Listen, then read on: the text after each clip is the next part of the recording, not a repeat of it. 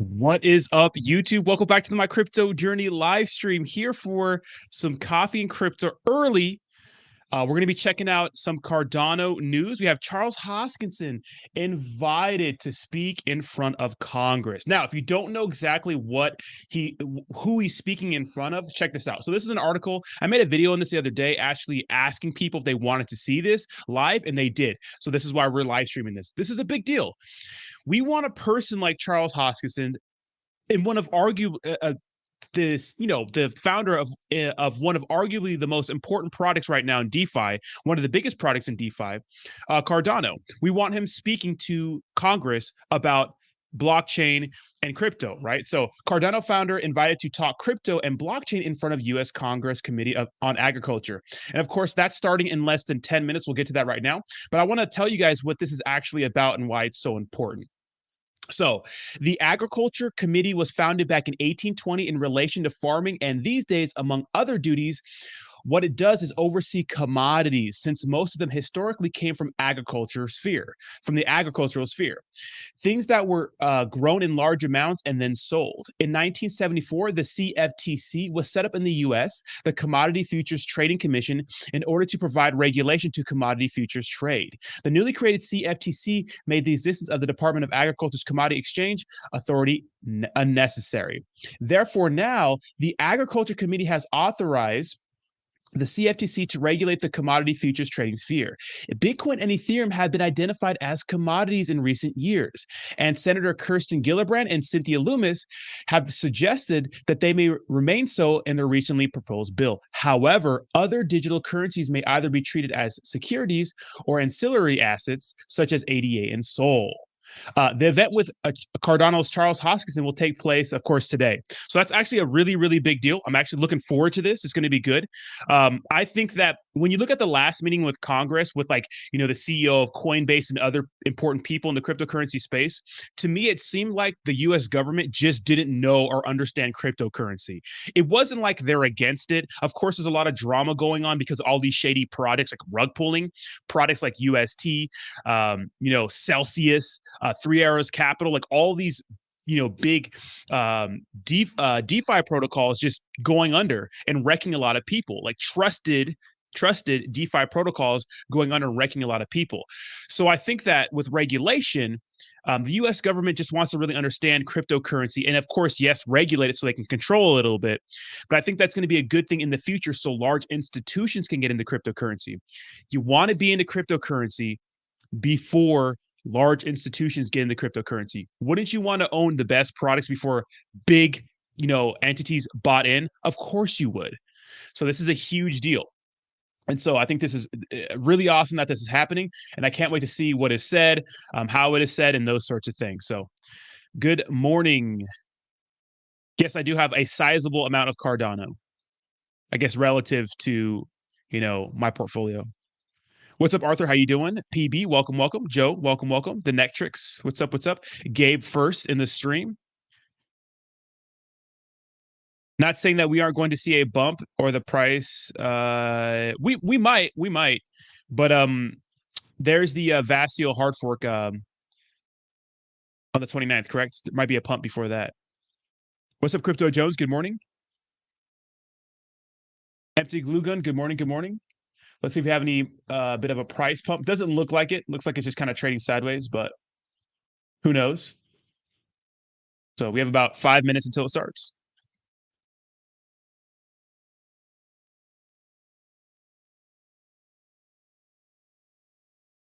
Not the U.S. government, but Congress, full of old men and women, didn't understand crypto. Stop bunching the whole of government. FBI and intelligence communities are already ahead with smart. Oh, dude, if you think that, Chrissy, is that a new picture?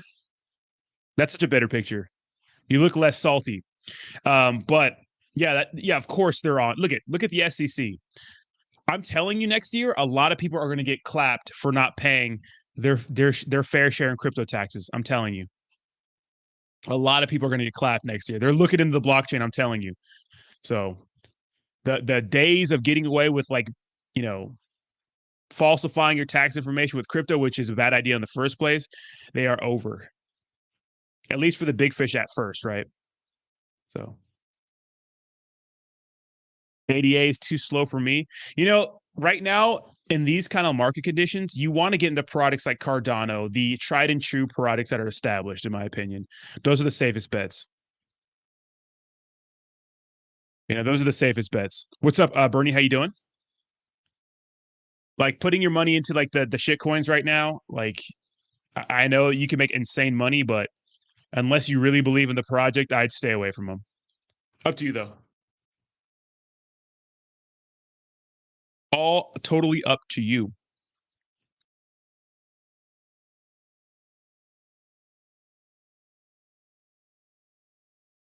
Hope everybody's doing well this morning.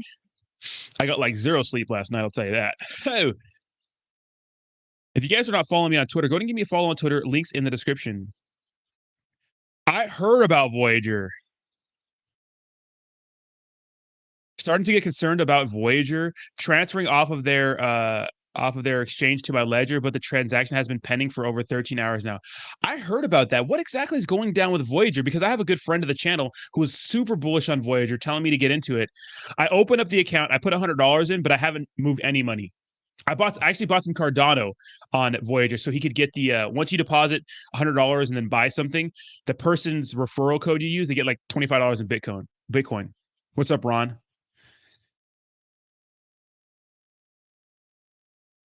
I like Cardano. I think Cardano is a really good project. I think that when it comes to competitors of Ethereum, I mean, it's right there, right?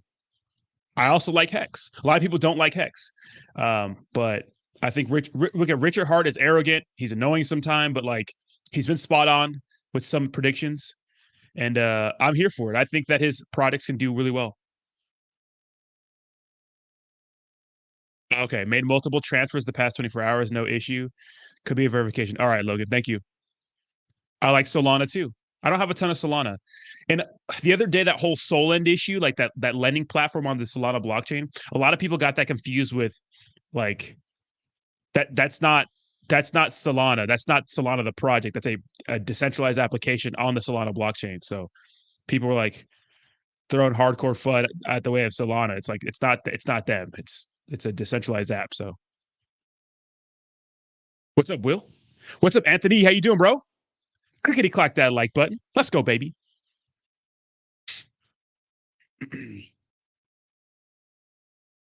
Shout out to Wagme Defense.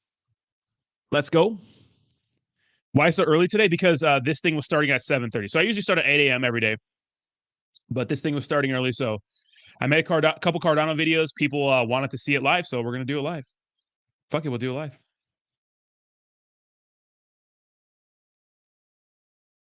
XDC, okay. Hope stream isn't hosted by Solana. May go down. Damn. With that ether, baby. Yeah, they were having some issues, right? Voyager has a strong balance sheet. That's what I was saying, right? Isn't their whole lending exposure 3AC? Isn't their whole lending exposure only about 10 to 15%?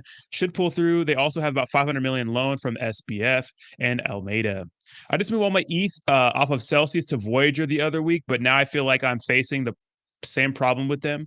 They're overexposed to 3 Arrows Capital, which is, well, we have two comments right here saying that they're not overexposed. I need to do more research into it. I saw that headline last night, so thanks for the ride, lady. What's up, Jose? Get Nancy Pelosi in the House to invest in ADA. Imagine. This is good, though, man. This is good. I'm excited for this. This is good. We'll do it live. Okay, we'll do it live. Bill O'Reilly, bro.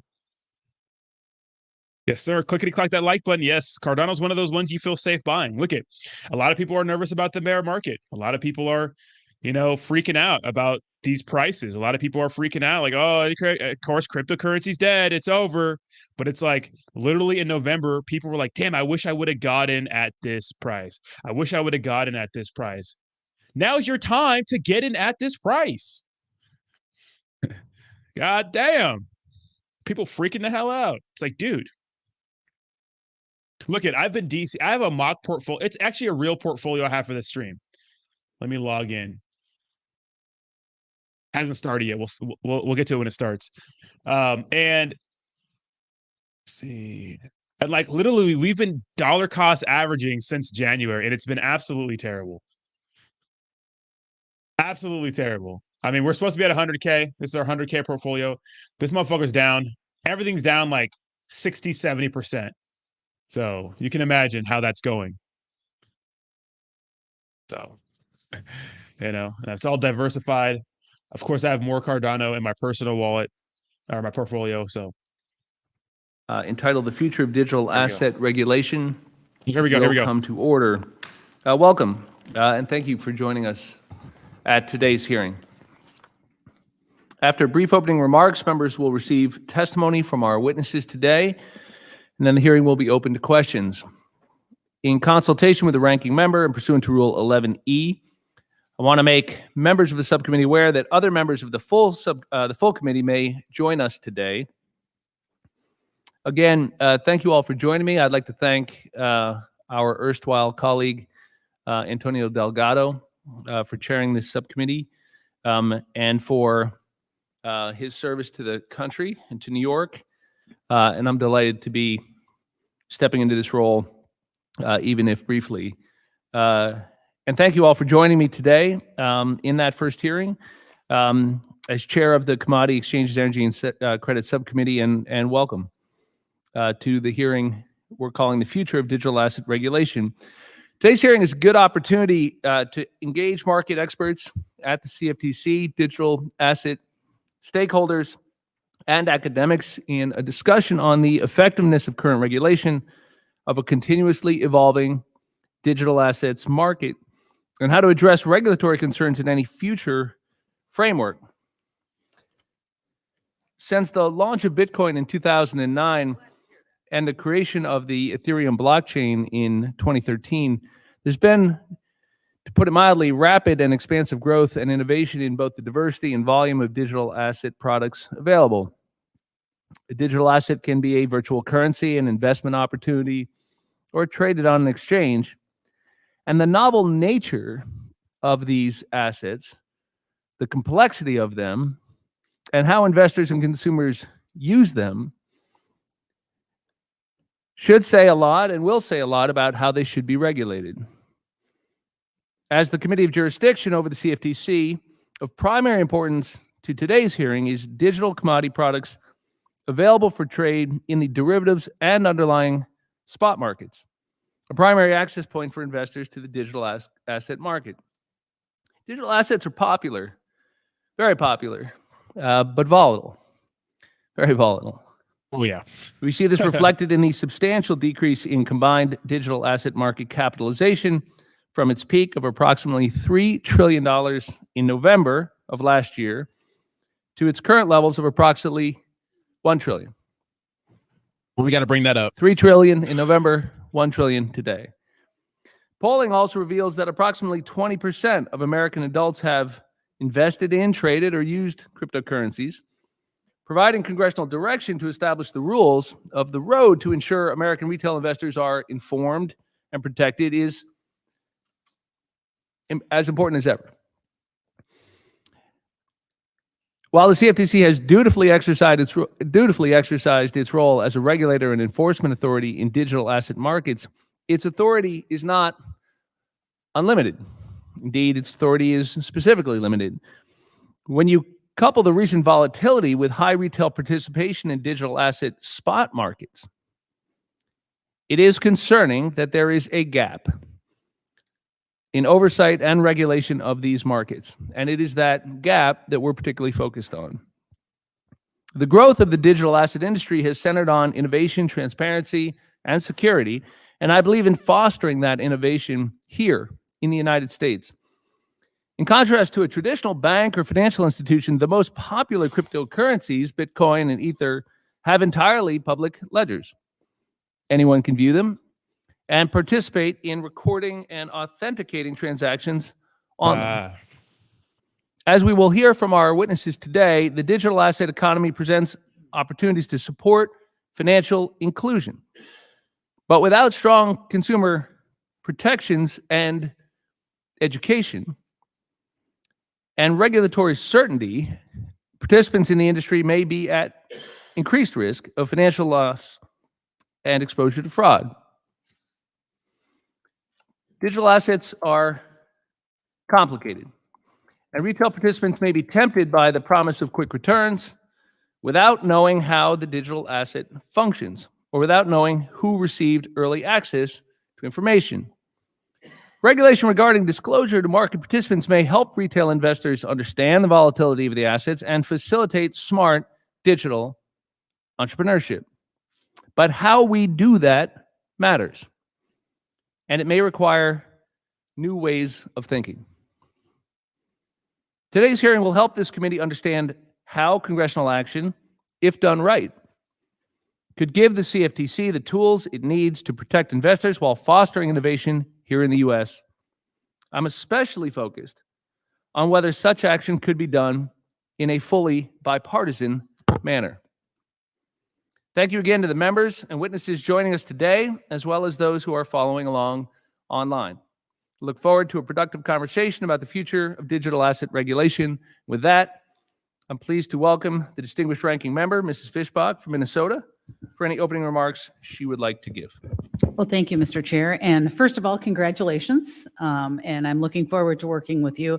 But more immediately, thank you very much for holding this important meeting. I think, and I appreciate your comments on bipartisan work. So thank you so much for that.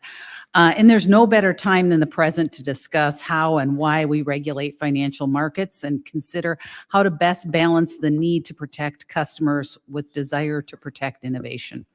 According to a recent survey, roughly half of American adults today own or have owned some sort of cryptocurrency. This brings digital assets on par with the number of Americans that own traditional securities. Of those Americans who own cryptocurrency, more than 74% bought them for the first time within the last 2 years. Since the creation of Bitcoin, thousands of cryptocurrency projects have been developed. Today, there are nearly 20,000 cryptocurrencies in existence spread across numerous blockchain platforms. Unfortunately, these tokens do not always fall neatly into our current financial regulatory framework. Traditionally, we protect investors through disclosure requirements and the segregation of their assets, and we promote market integrity through regulatory oversight and intermediaries and enforcement actions. But what rules apply depend on the nature of the asset and the specific types of risk market participants face. Regulations have struggled to provide guidance to market participants on how and when their activities require registration and compliance. Market participants still do not know what rules apply and when. Real risk to market participants exist, and we have an obligation to address them. Over the past several years, members of this committee have proposed legislation that would lay down clear parameters for the roles of both the SEC and the CFTC in digital asset markets. In April, Republican leader Thompson and Congressman Kahana introduced the Bipartisan Digital Commodity Exchange Act of 2022. The DCEA would give the CFTC, lots of initials today, expanded oversight of the trading of those digital assets, which are commodities. And it would bring certainty to market participants by doing what the regulators cannot, providing legal clarity to market intermediaries and participants. I appreciate the efforts of the CFTC and the SEC they have made to try to fold digital assets into existing framework. But in some cases, particularly for spot digital commodity transactions, the existing law simply lacks the authorities necessary. As the popularity of digital assets continues to grow, it is incumbent upon Congress to speak clearly about how best to regulate. I'm glad we have the opportunity to explore these issues and the way Congress can better create an environment where digital assets can become not only a valuable financial product, but an important conduit of innovation in our financial system. Thank you to each of our witnesses for their willingness to share their expertise with us. And I'm looking forward to hearing your perspective on how and why we regulate in financial markets and where and when we might apply those lessons to the crypto markets and to the market participants. Thank you, Mr. Chair, and I yield back. I thank the ranking member, and also like to take this opportunity to recognize the leadership of Chairman David Scott on these issues. I don't see him present today, but we'll be happy to yield to him for any opening remarks should he join us. But I do note the presence of the ranking member of the full committee, Mr. Thompson. I'd invite him to share any opening comments he may wish to make. Well, thank you, Chairman. Let me start by echoing the remarks of our subcommittee ranking member and congratulating you in your new role with leading the SEEK subcommittee. I look forward to working with you, and I know the digital assets have been an area of interest for you for several years now. As you know, the House Agriculture Committee has a long history of fostering technology and innovation. Leading on digital assets is no exception. Given the Commodities Future Trading Commission's role in regulated markets, the Agriculture Committee has an opportunity and responsibility to be at the table for these discussions. I appreciate you holding this hearing and your commitment to continuing the committee's education and examination of digital asset regulations and markets.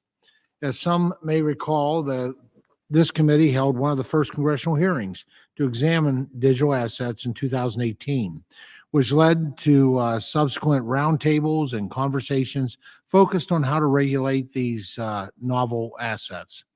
While these events provided ample education on blockchain and cryptocurrency, we still find ourselves debating foundational questions about how to integrate these markets into our financial system. Over the past month, the carnage in the digital assets has filled our news feeds. Prices have fallen dramatically, projects have imploded, customer funds have been lost or frozen, and billions of dollars in value have been lost. For those who have lost significant sums of money, this sell-off has been a catastrophe. And yet, the promise of cryptocurrency remains. Despite losses, the public's interest in this technology has not diminished. Developers and investors continue to build new projects and refine the technology, and this is why this hearing on regulation of digital assets is so timely.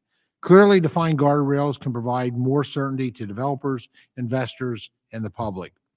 To provide these guardrails, I introduced H.R. 7614, the Digital Commodity Exchange Act, with Congressman Kahana. The DCA offers a framework to bring regulatory clarity to digital asset markets. This legislation protects market participants and builds on the successful system of principles-based regulation already in place at the CFTC. It establishes clear jurisdictional lines between financial regulators, helping to reduce regulatory complexity and clarify existing regulatory roles. And perhaps most importantly, it provides a clear pathway to compliance for those hoping to build the next great innovation with digital assets. The DCA will provide regulators with tools to hold bad actors accountable and help to protect market participants from fraud and market manipulation. Clearly defined core principles will also help establish a better understood and flexible framework to support the creation of new products and meet evolving market demands. Now, we don't yet know all the ways digital assets will be used, but that should excite us, not intimidate us. America has always been a leader in technological innovation and the spirit of entrepreneurship, and we should continue to embrace that spirit. Our committee must continue to put forward innovative ideas and sound proposals in these novel policy areas facing Congress. And I hope we can implement smart bipartisan solutions like the Digital Commodity Exchange Act together.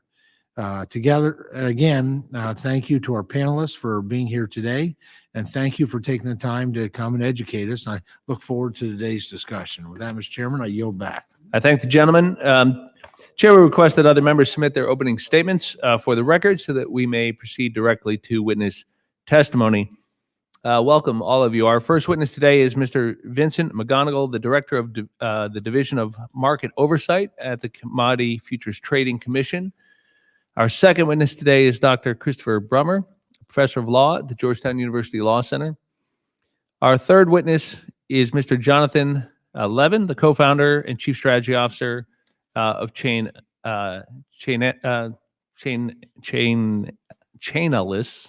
Am I saying that correctly? All right. Thank you. Analysis. Sorry. Chain analysis. Yeah. Okay, good. Let's get that Yeah, right. yeah, Mr. And our Maloney. fourth, and I mean, it's my first hearing. I don't want to screw it up. You're doing a Yeah. great job. You're doing a Is great it going all job. right? Is it going all Yeah, right? good. Is it going all right? Okay, good.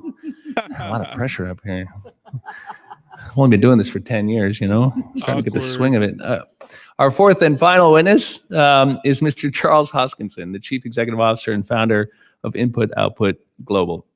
Thank you all for joining us today. We will now proceed to hearing your testimony. You'll have 5 minutes. The timer should be visible to y'all, so it'll count down to 0, at which point there is no time left. Mr. McGonigal, please begin when you're ready. Thank you, sir. Thank you. Oh. Good morning, Chairman Maloney, Ranking Member Fishbach, Ranking Member Thompson, and members of the subcommittee.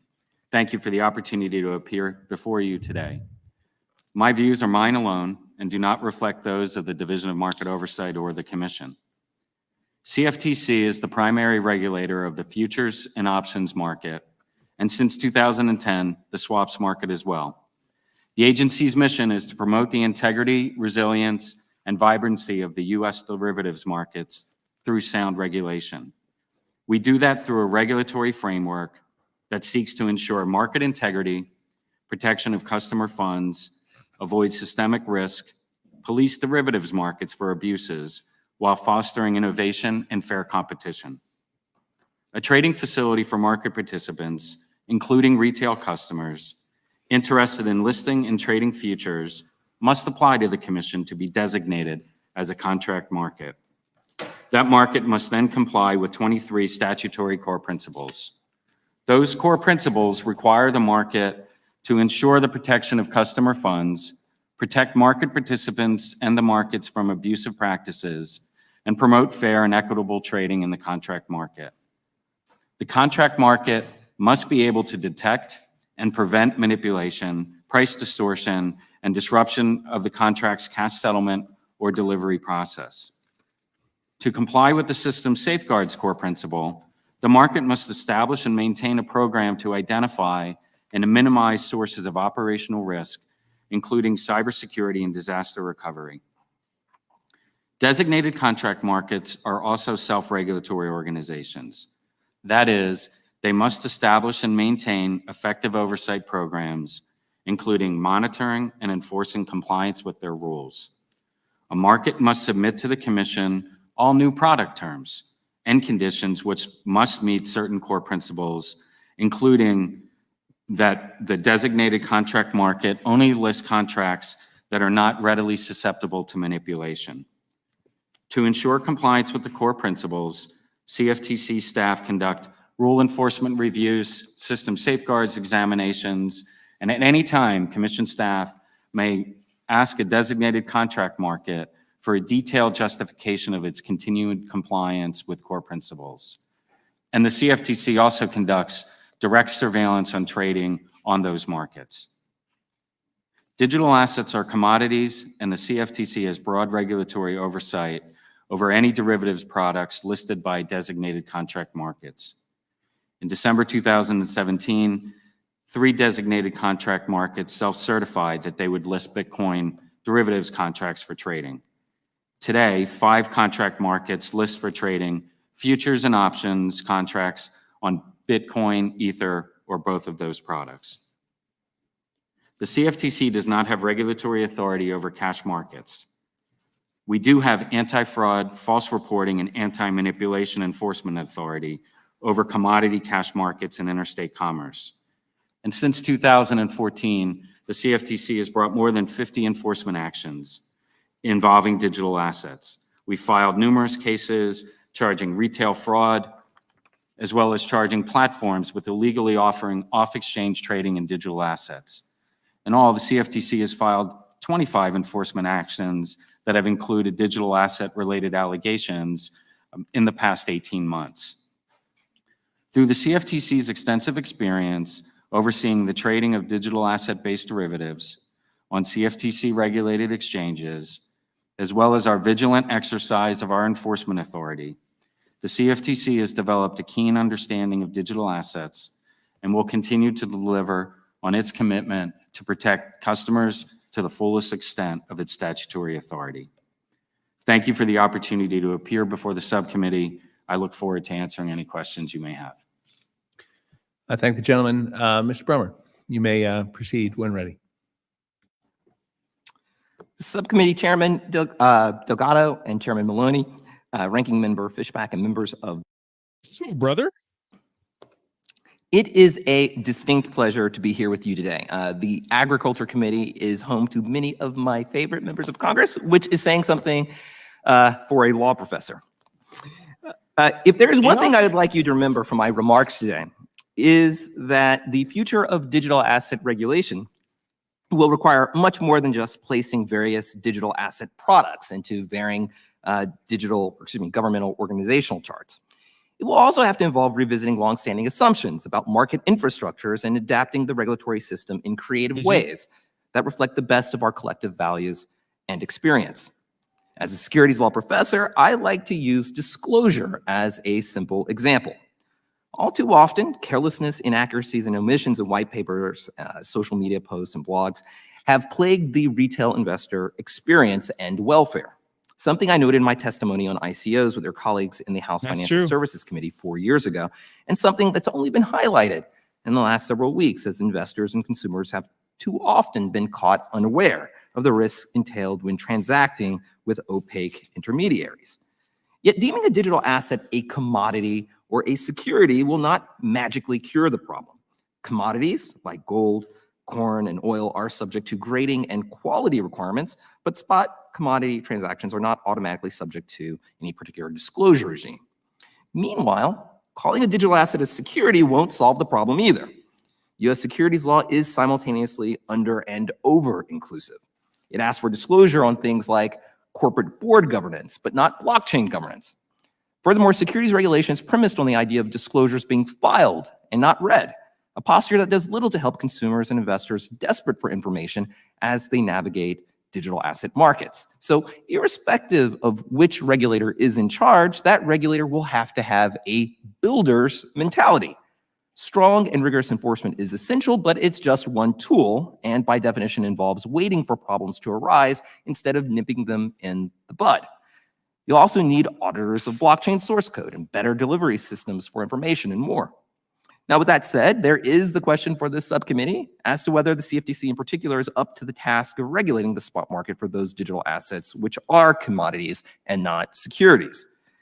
Fortunately, the United States enjoys not one but two world-class regulators, the SEC and the CFTC, and I do believe that both regulators could do the job, but each would bring to the table very different comparative advantages. The CFTC has a deep well of experience substantively regulating digital asset infrastructures, from approving the first Bitcoin swaps and options traded on exchanges in 2014 to overseeing the first US-listed Bitcoin futures contract. Through its work, the CFTC has gained expertise overseeing the institutionalization of significant infrastructures intersecting directly with the digital asset commodity spot market, something the SEC has arguably only accomplished in attenuated fashion through Bitcoin futures ETFs. The CFTC is also an important cop on the beat of Bitcoin spot markets. So in many ways, extending oversight of cash digital asset commodity markets could be interpreted as a natural evolution or extension of its existing oversight. Where the CFTC is less developed than the SEC is in, however, the domain of disclosure.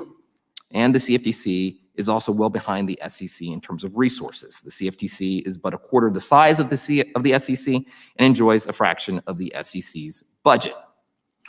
Where, however, I think the builder's mentality will be most critical for either agency will be in the context of financial inclusion.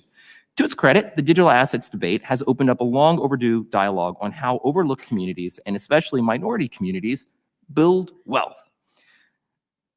But critics and proponents alike tend to miss the forest for the trees and dwell almost entirely on the wisdom of a particular asset class. Is Bitcoin good or bad for Black Americans, for example? Without tackling the larger, thornier issue head on, how do we ensure communities traditionally left out of our capital markets participate in a meaningful and diversified way over the long term and earlier in a sector's life and economic cycle when value and wealth is created? Moreover, focusing on digital assets as an investment also diverts attention from what is likely the far more relevant question, at least from the standpoint of financial inclusion, namely whether there are parts of the ecosystem's technology stack that can be leveraged to open opportunities for the underserved here in the United States. And in my testimony, I list some of those potential use cases. So thank you very, very much for your time. I am really looking forward to this conversation, and I'm looking forward to your questions. Thank the gentleman. Mr. Levin, you may begin. Thank you. And am I right, sir, that you're joining us from Australia? I'm actually now in South Korea. I'm in Seoul. South Korea. Yeah. Well, thank break. you I'll be for right back. staying up late or getting up early. I take a piss. You may proceed. Thank you, Chairman. Yeah, I like doing things for the first time. So this is the first time that I'm testifying from South Korea. So Chairman Maloney, Ranking Member Fishbach, Ranking Member Thompson, and distinguished members of the committee, thank you for inviting me here today on this important topic. I appreciate that this committee is looking at how to approach market regulation for digital assets. And as has been said previously, this couldn't be more timely. My name is Jonathan Levin, and I co-founded Chainalysis in 2014. I currently serve as our Chief Strategy Officer. I began studying cryptocurrencies 10 years ago through my research as an economist. But actually before that, my career started in commodities, studying the impact that speculators have on the price of copper. Having visited the London Metal Exchange several times, I appreciate how an orderly and well-functioning market that sets reference prices of important commodities is critical to the functioning of our global economy. I think the stakes are as high in the regulation of digital assets. While the internet brought about citizens much closer together in terms of global connectivity, it hasn't given everyone the same economic opportunities that were promised. The cryptocurrency industry provides a new way to conduct global commerce, creating these economic opportunities for people across the world. The entrepreneurial dynamism present in cryptocurrencies allows for innovators and builders to create universal access to financial products that better serve consumers and their data. This technology has the potential to be significant in the US competitiveness in the global economy over the coming decades. An important point that I want to make to members of this committee is that the transparency of blockchains enhances the ability of policymakers and government agencies to detect, disrupt, and ultimately deter illicit activity and abuse in cryptocurrency markets. By examining a cryptocurrency payment made by a scammer, government agencies are actually able to unlock insight into the entire network that is behind this illicit activity and the services that have relationship to that individual. In contrast, in a traditional criminal financial investigation, a similar tip linking an illicit actor to a bank account is just the beginning of a long, extensive process of legal requests and MLAT requests. As with any new technology, cryptocurrency can be used by both good and bad actors. In my written testimony, I outline some of the evidence that we have at Chainalysis about the scams, thefts, and types of manipulation that we have seen. Preventing cryptocurrency from being abused in this way is intricately connected to our ability to unlock its profound potential for our economy. We are in a unique position to help this industry mitigate the risks and in turn, increase the potential for a vibrant economy built on this new infrastructure. The transparency provided by cryptocurrency enables unique insights into cryptocurrency markets, including an understanding of market risks that enables surveillance. There is a great deal of data and information available to government agencies looking to understand this space, whereas blockchain analytics companies like Chainalysis survey and glean insights from transactions that are settled on the blockchain.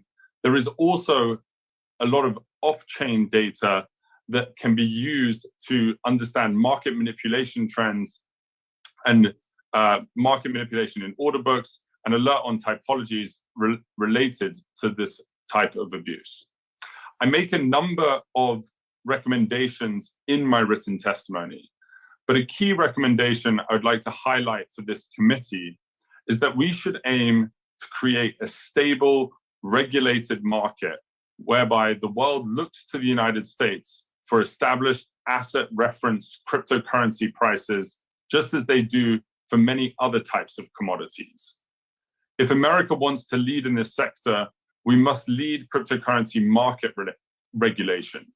The clarification of cryptocurrency market regulator responsibilities would be a very important step for this market and would lend a great degree of order to the market functioning. I appreciate your time and look forward to your questions. That was great. It's great testimony. Thank the gentleman. Mr. Hoskinson, please, and chain analysis. Here comes rolls big- right here off the comes- tongue. Here comes Big Thank Daddy. you, sir. And Mr. Hoskinson, you may proceed. Hi, everybody. Chairman Maloney, Ranking Member Fishbach, members of the subcommittee, and congressional Damn. staffers who work so hard. Thank you for inviting me to testify at this hearing. I applaud the work of this subcommittee, and I appreciate you all taking the time to provide a forum for the blockchain industry. The blockchain industry has grown over the past decade from a small group of uncommercialized volunteer developers, and it was very small, believe me, to a $1 trillion global economy encapsulating sophisticated engineering, scientific research, publicly traded companies, and millions of users. While our remarkable growth yields significant opportunities ranging from infrastructure security to entirely new economies like metaverses and NFTs, it also has presented new challenges and amplified the existing problems. Our legacy systems cannot handle the rapid movement of value without counterparty risk and require centralized middlemen. Our regulatory tools, risk management systems, and oversight processes were never designed for such speed, scale, and rapid evolution. For example, in just 4 years, our industry has touched concepts ranging from IPOs to intellectual property to completely new business structures called DAOs that are effectively leaderless and jurisdiction-free. Reflecting upon the 20th century, the dominance of the United States has rested upon 3 pillars: our financial services, our technology companies, and our manufacturing capabilities. These industries are rapidly transforming under the demands of globalization, increased competition, new technologies, and our desire to define ESG rules to ensure a sustainable, values-driven global economy. At our core, our industry's technology is about creating distributed ledgers to store information that needs to be transparent, auditable, time-stamped, and immutable. This process enables records of social and economic concerns to be reliable and programmable. For example, as a rancher, I have to deal with water rights, grazing leases, BLM land, and numerous other agreements, contracts, and economic events. Many of these are not digitized, nor are they shared in ways to provide emergent value to policymakers, regulators, and researchers. The consequences of this fragmentation and lack of digitization are a large amount of inefficiency, replication of work, and a lack of access for entrepreneurs and innovators who could build new products and services that would dramatically reduce costs and improve efficiency for all stakeholders. The power of blockchain technology is its universality and permissionless model for innovation. Our company Input-Output has never had to pay a royalty, file a patent application, or acquire a license to pursue business in countries as diverse as Ethiopia to Mongolia. Thus, we have to understand that categories-based regulation that is segregated to the borders of a particular jurisdiction and relies upon centralized actors for reporting and disclosure is unlikely to be effective and frankly will inhibit regulation. Furthermore, the Internet's governance, evolution, and innovation aren't controlled by the ITU or some other transnational body, but rather by thousands of interconnected and interdependent agencies and private companies working towards the self-emerging common goals of increased connectivity, capacity, and utility. If we are to discuss how to regulate our industry, protect consumers, and align growth with the realities of modern society, then we ought to have the humility to admit innovation makes specifics difficult. We should focus on principles instead. Blockchains enable the liquidity of value, thought, and commerce at a scale and speed society has never enjoyed before. Instead of predicting the outcome of these new capabilities, we ought to decide on what risks we must guard against, what fundamental rights consumers should have, and how to use new tools for the greatest possible good. It seems prudent to focus on concepts like measuring decentralization, information asymmetries, accessibility of data, and access rather than arguing about jurisdictional bodies or asset categorization. Cryptocurrencies are financial stem cells at their core. They can be nearly any asset and can change over time. Principles don't change. For example, the notion of measuring consolidation and its risks has been an endeavor the United States has pursued and is frankly good at since the Sherman Antitrust Act of 1890. While none of us are personally familiar with life in the 1890s, we'd certainly be comfortable with the intent and concepts behind the Sherman Antitrust Act. Centralization of markets and power seldom leads to good outcomes. I hope we can engage in a fruitful and ongoing dialogue throughout the coming months as the United States debates the regulatory future of the American blockchain and cryptocurrency industry. Like the prior Congresses in the 1990s discussing the regulatory framework for the internet that led to the rise of trillion-dollar companies, I believe this Congress can achieve great results by working with our industry in a principles-based legislative approach and leveraging our capabilities to innovate and adapt. Thank you all for your time, and I look forward to your questions. Thank you, Talk Mr. your shit, Hoskinson. Charles. This time, members will Talk be your recognized shit. for questions in order of seniority, alternating between. Real quick, dude, that lady behind him is like literally dying. She's like, maybe she's reading the chat. She's reading the chat. Charles Hoskin laid some pipe down right there. Let's go, baby. Until you are recognized, especially on the Hoskinson. Zoom, in order to minimize background noise. I'll now recognize myself for 5 minutes.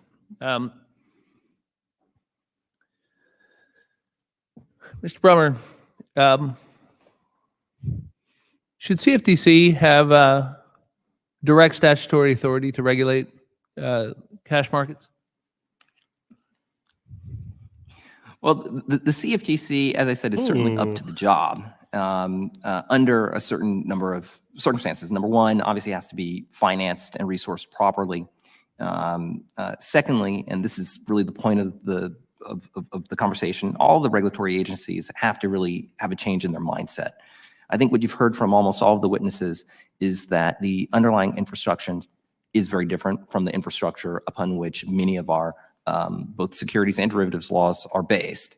And to really adequately oversee these markets, some degree of familiarity with those markets is going to be necessary. So whether or not the SEC or the CFTC, but the CFTC is certainly up to the job. It has certain kinds of comparative advantages, and it's those advantages that should be levered and to build upon those areas like disclosure where it has not traditionally wielded its authority. Right. I'm struck by the line in your testimony where you said it will necessarily involve revisiting longstanding assumptions about market infrastructures embedded in securities and derivatives law and adapting the regulatory system in creative ways that reflect the best of our experience and collective values. What does that mean?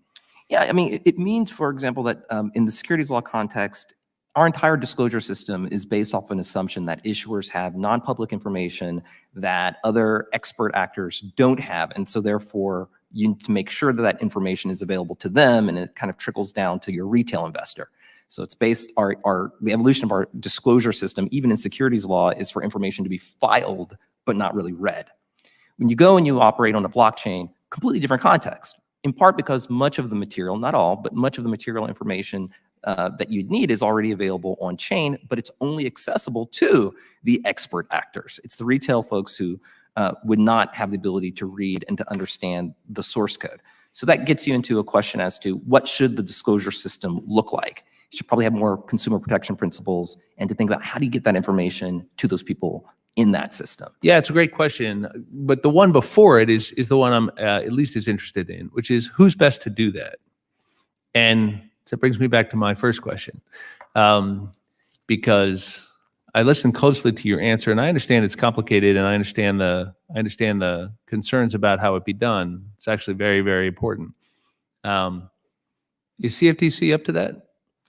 CFTC is up to the job. It has the experience, in some ways, more direct experience in some ways, dealing with these issues than any other agency in the government. It's up to the job But again, I not to be too law professory, but context matters, and it has to be properly resourced to do the job. Right. Mr. McGonigal, good news. Professor says you're up to the job. Can you shed any light on my question, sir? Because I think the thing where at least I'm very interested in is it seems clear we need to legislate in this area, and we need to understand the follow-on consequences of that. And so help me understand, if we were to give direct statutory authority to CFTC for the cash spot markets, what should that look like?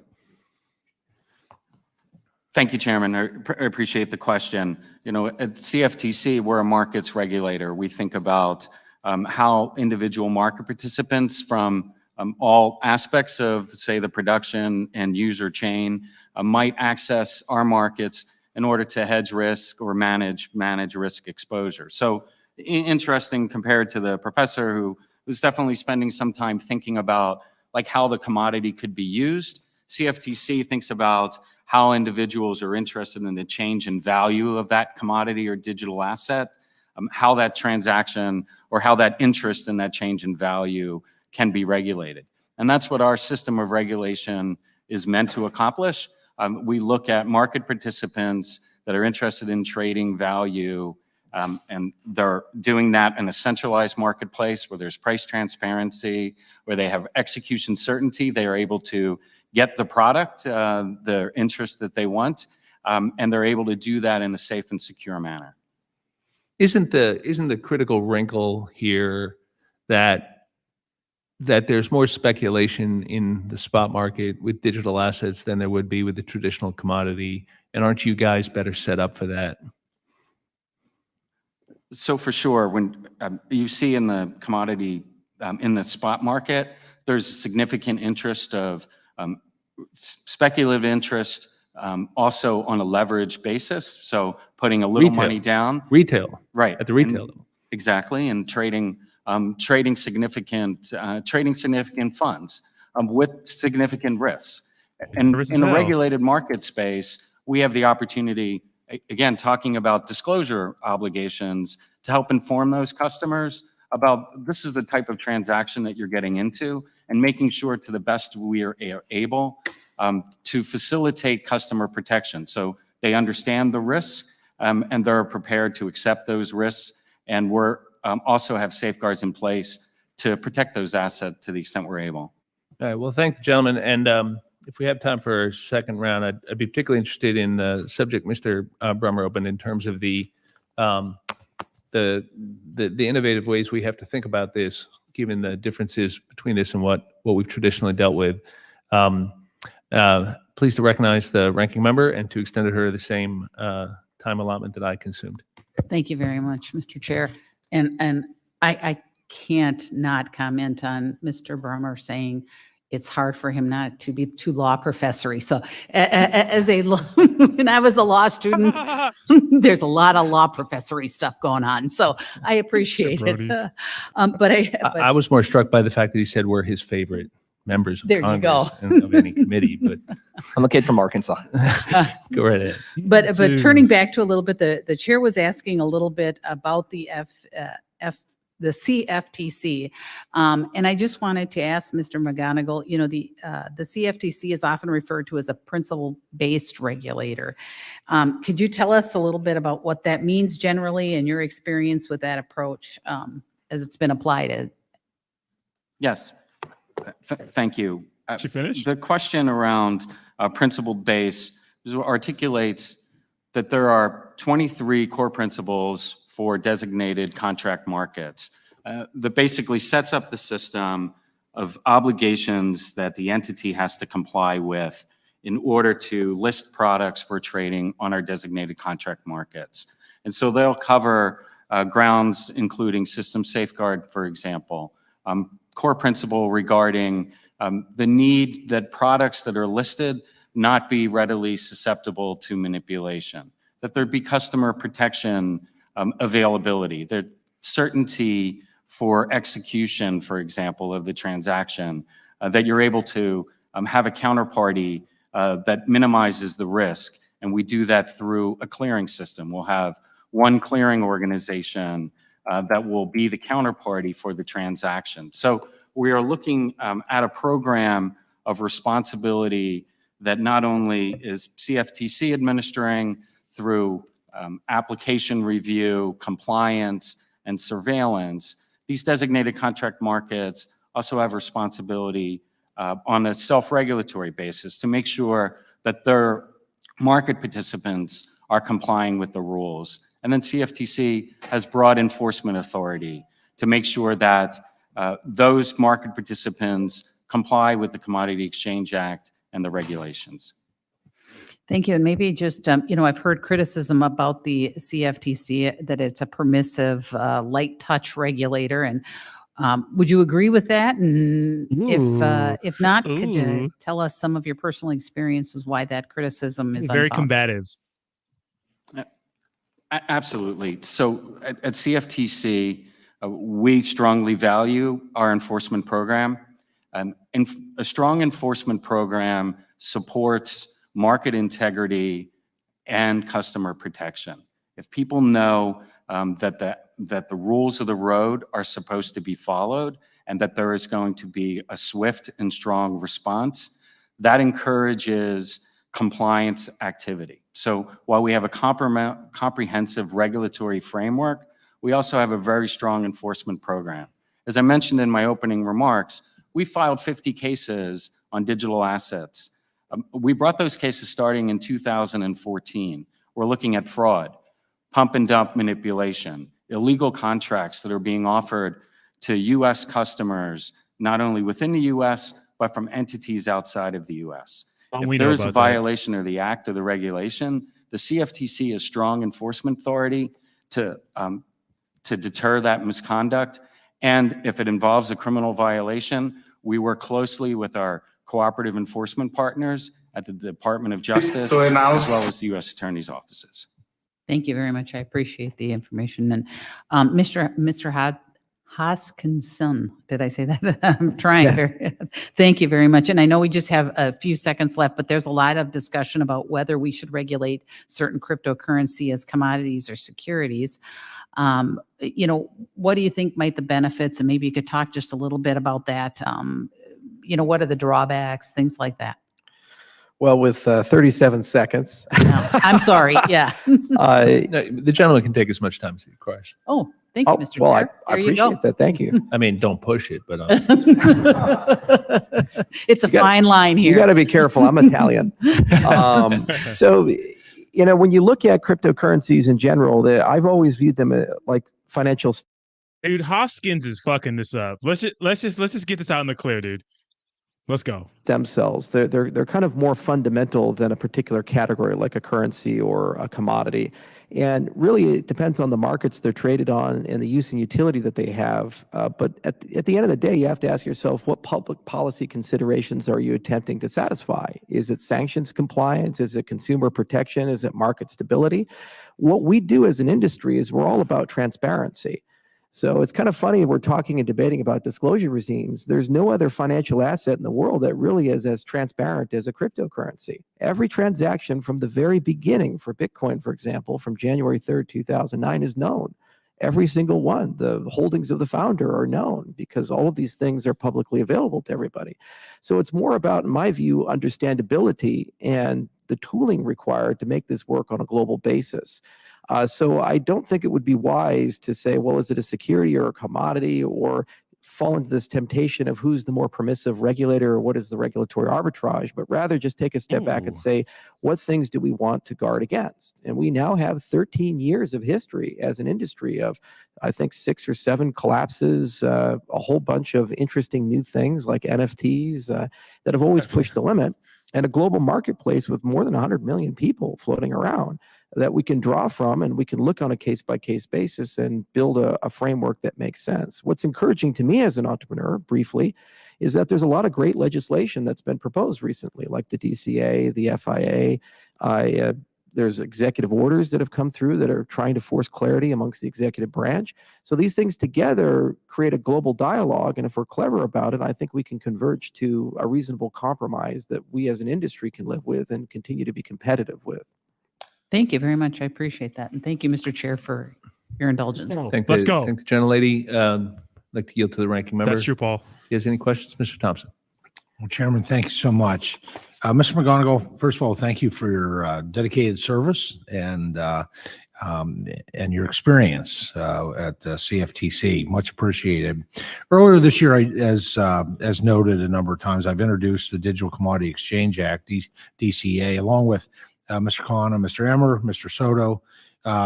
Among other things, DCA creates a new registered entity, a quote, digital commodity exchange, end quote, DCE, subject to a registration and compliance regime.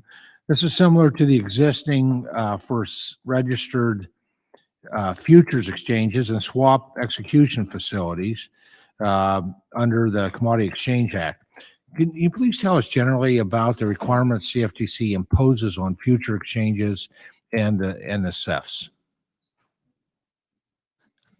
I'm sorry, Ranking Member, the door opened right Oh, no the last phrase. If you could just restate that for me. I just noted that under the DCA, what we've done to DCA, and there was was very similar to the existing registered futures exchange and swap execution facilities under the current Commodity Exchange Act. And so the question was, can you tell us generally about the requirements the CFTC imposes on future exchanges and SEFs? Great. Thank you, Ranking Member, and I appreciate indulging me with following up.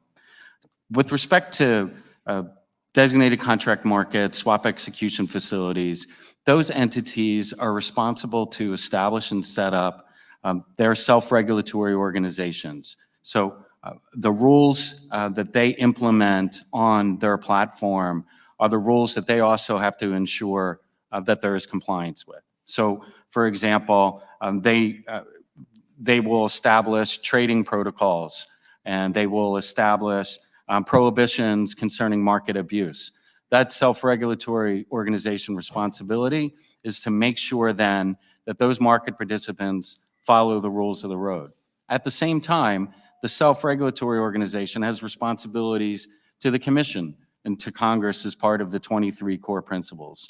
So, for example, they need to make sure that their trading platforms are cyber resilient, and that is that they have the ability to operate in the event that someone attempts to breach their system, that they have capacity to roll over, for example, to another trading platform to allow trading to continue, because it's incredibly important for our market participants who are trading in the markets, who have risk exposure that they need to manage, that our markets be able to operate efficiently at all times. Okay, well, thank you for that. Dr. Breumer, as Ranking Member Fischbach alluded to, there's some uncertainty about when and if an asset is a commodity or security, and some argue that the vast majority of digital assets are just securities. Is the law clear on this? No, and if it was, all of my students would be getting an A in my securities law class. I mean, by definition, I mean the Howey test, leads to some clarity in some instances, but in others, obviously, there's ambiguity. In part because each of the prongs of the Howey test, the SEC case that sort of defines when you have a security, are very much intended to be sort of contextually based. And, whether or not, you may know that there's an investment of money, but, when are you relying on the efforts of others? What does that actually mean in a digital context? What does a common enterprise mean when you're operating on a platform? Certainly, when is money, which is a little bit more established under securities law, but in financial regulation writ large, can and often is subject to considerable debate. So, but what is clear is that it is not the case that all digital assets are securities, even under established longstanding principles. There have been various declarations made by leaders of both the SEC and the CFTC that some of those digital assets with the largest market cap are in fact commodities. In your testimony, you noted the CFTC and SEC have different regulatory strength and that there are benefits to each. In many ways, this is what Mr. Khan and I recognized in the DCA. For example, we propose the SEC would continue to regulate capital raising activities with their associated disclosures for investors, and the CFTC would govern the trading of any token, which is a digital commodity, using registered exchanges to fulfill the role of a gatekeeper for market participants. You know, as we continue to think about how we should structure this regulatory regime, you know, what else should Congress consider?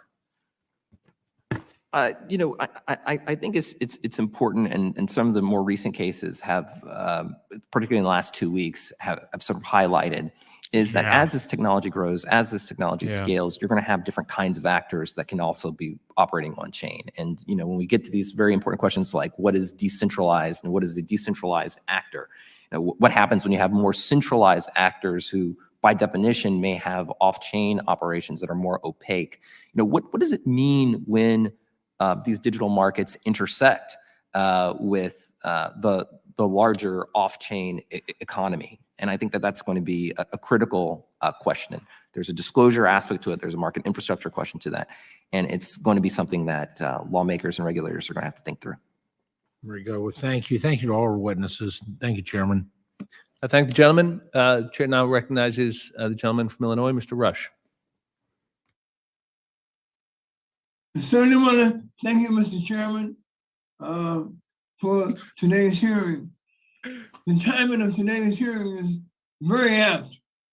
Cryptocurrency markets have been on a roller coaster in recent months. In the last few weeks have seen an absolute and horrible meltdown, as Bitcoin has lost over half of its value, and such coins as Terra USD have melted down so horrifically to cause concern for the rest of the industry. Frankly, Mr. Chairman, I am concerned. I am concerned that this industry does not adequately disclose its risk and volatility as it tries to lure in new and unsuspecting money, as it did when multiple crypto exchanges showed ads during this year's Super Bowl.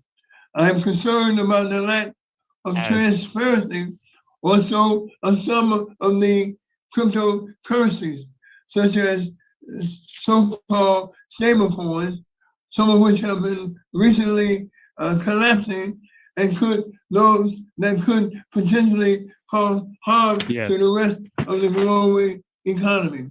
As the chair of the subcommittee on energy within the Energy and Commerce Committee, I'm concerned with the stress that cryptocurrency mining facilities are putting on our electric grid in the summer, where North Blackhouse in English, he's pretty much just calling out, you know, all the ads, Super Bowl ads. He's calling out, you know, UST stable coins for crumbling. He's calling out, you know, big cryptocurrency products like Terra Luna, Celsius, Three Arrows Capital, and other probably stable coins that are algorithmic stable coins that look like they're going to be failing soon. I'm actually not sure if Tron USDT is algorithmic, but it's not looking good. So that's what he's saying, and he's pretty much trying to dunk on cryptocurrency, and we need more transparency. It's just really hard to understand him.